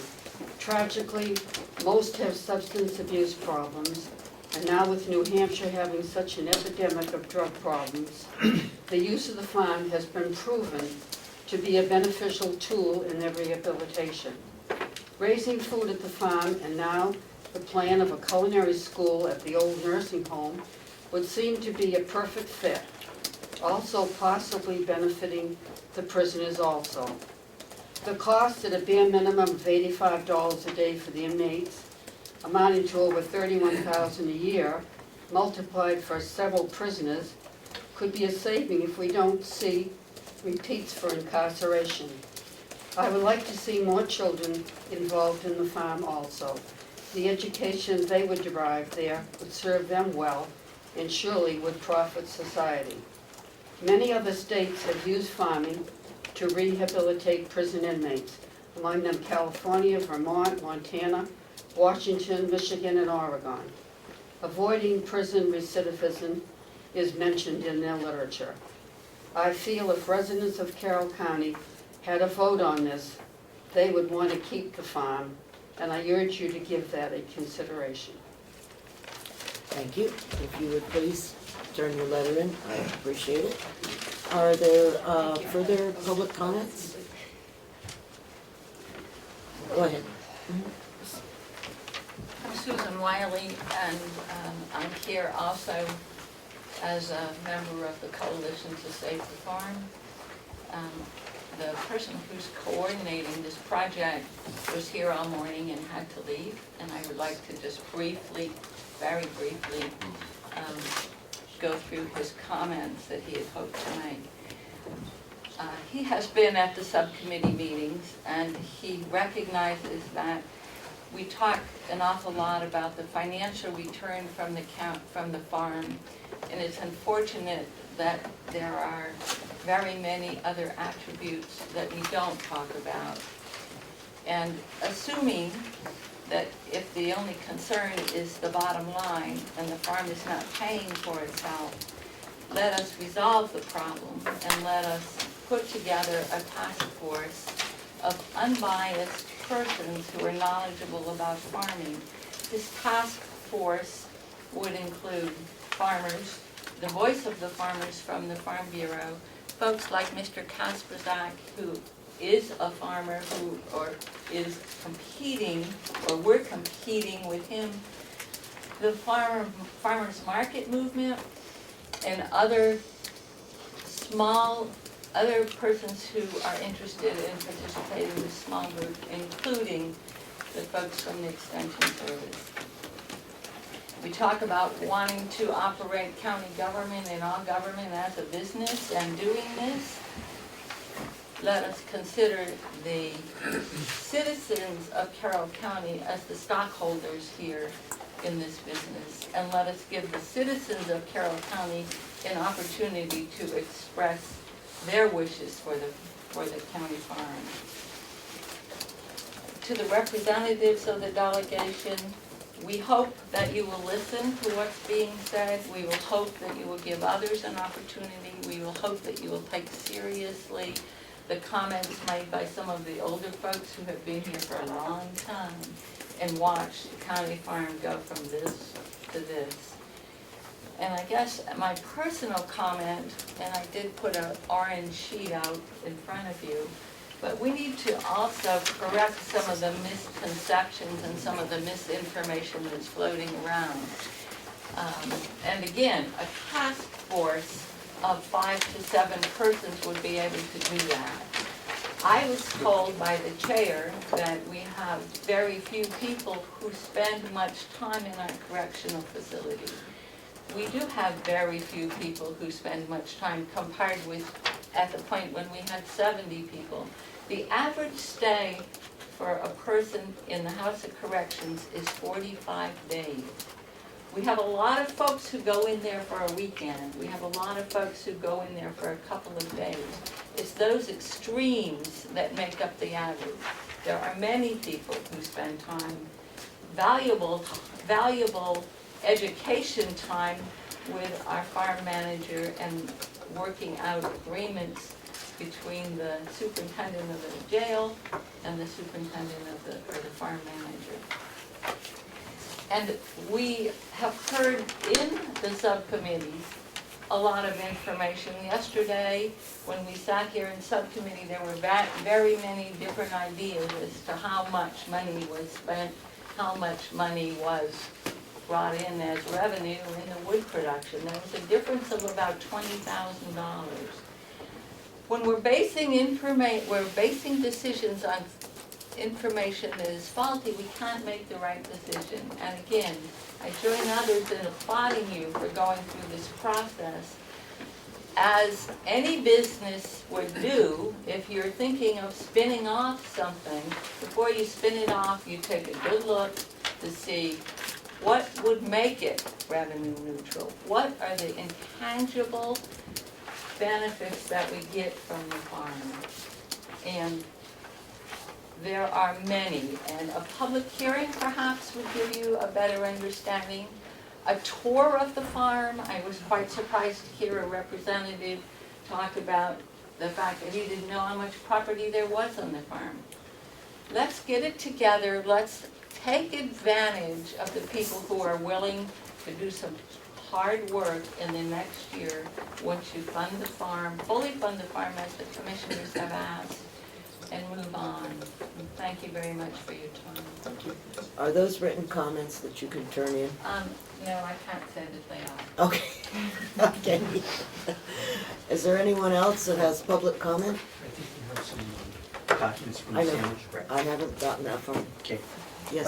At the beginning of the meeting, we talked about some testimony that somebody made that you guys didn't like so much. And I was just wondering if you had that, minutes of that testimony or any written documentation of it, that you could show me exactly what was said. That happens to be down in Concord, because that's where it occurred. Okay. And, I can share with him the. well, he wants the actual minutes and Right, they're, from and the it, committee hearing. Yeah. Yeah, that would be in the committee room. They keep the minutes and all that documentation. All right, if you could help me, maybe email me later and help me find that, I'd be interested in looking at it. or you could get them from, it's up to you. Okay?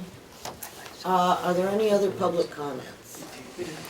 Okay, I have a letter that, from the Sandwich Selectmen, that they asked me to,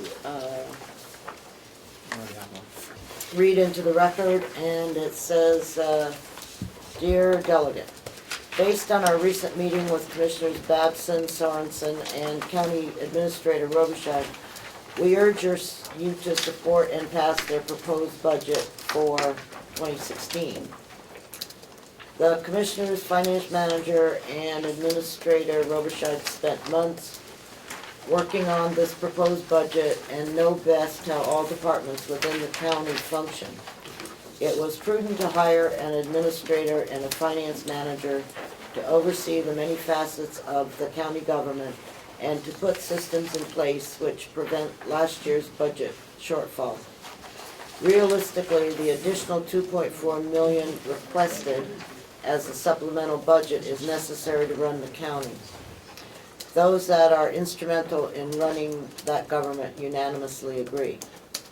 We also acknowledge the importance of the county farm, both in providing maintenance for the county complex, but also for providing educational services to our local farmers. We urge you not to close this important facility or cut its budget. Please read this letter aloud, which I did. And it's signed by Michael Yeager, Chairman, Willard Martin, and Toby Eaton, Board of Selectmen. Madam Chairman, I have a similar letter from the town of Albany, but I unfortunately don't have it with me Okay, here today. so you'll bring that. I'll bring that for the next meeting. I have that letter right now, I'd be happy to read it. Oh, okay.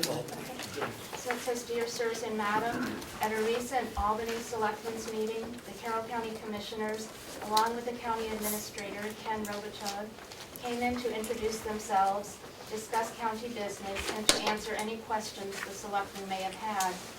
They discussed the progress being made in each county department overseen by the new County Administrator, Ken Robichaud.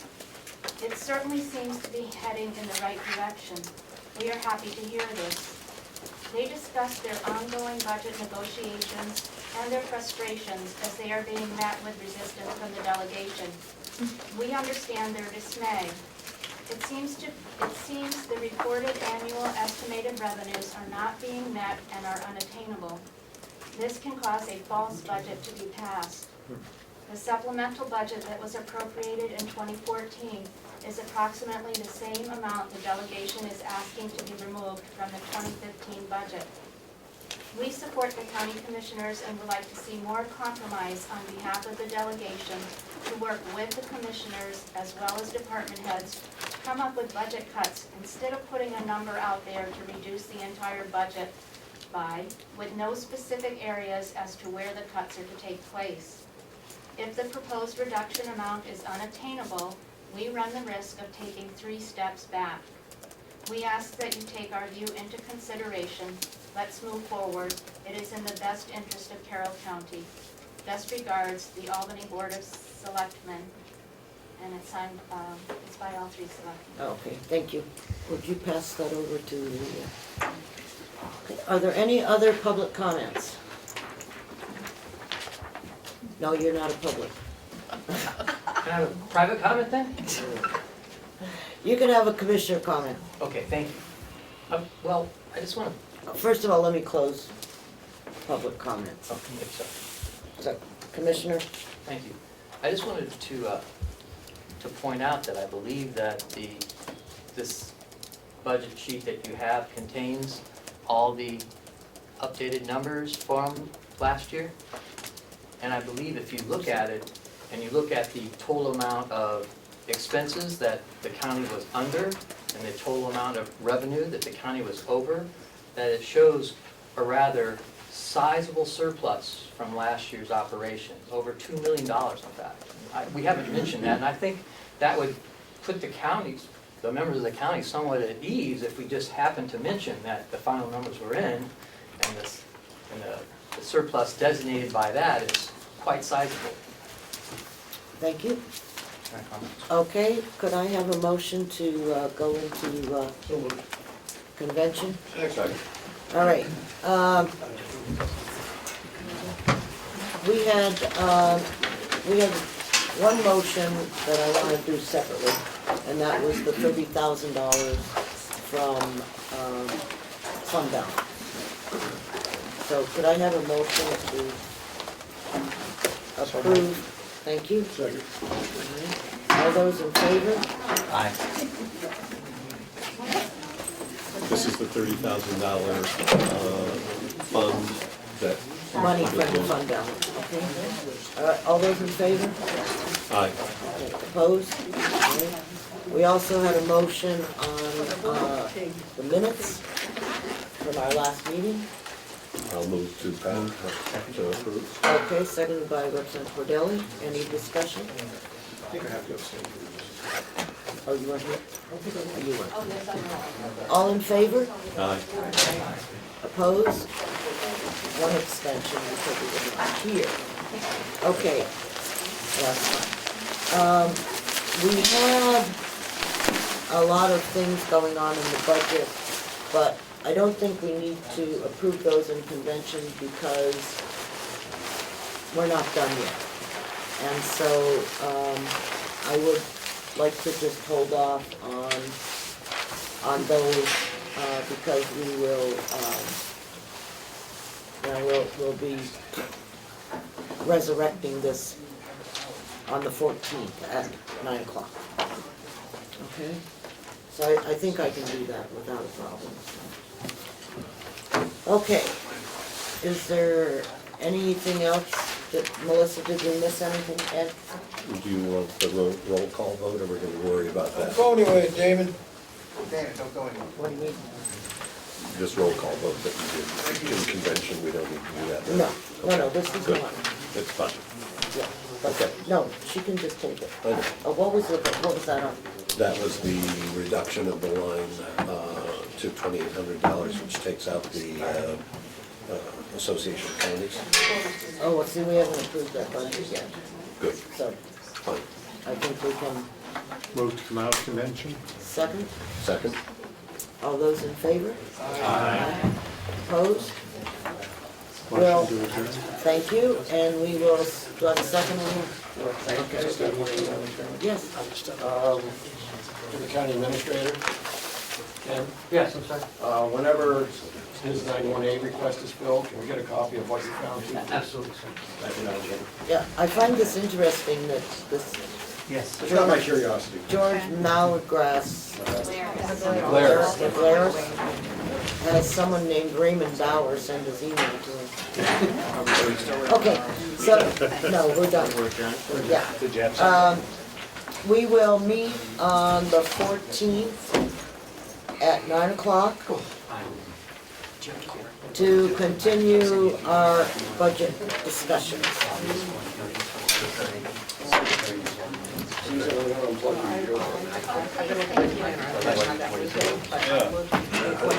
Commission, state, all it does is prove Just call him this afternoon. I'll call him now. $2.4 million, right? Yeah. They didn't use I also heard, I heard another figure earlier today, or yesterday. That's what they did. So, Came in and told them. I don't know.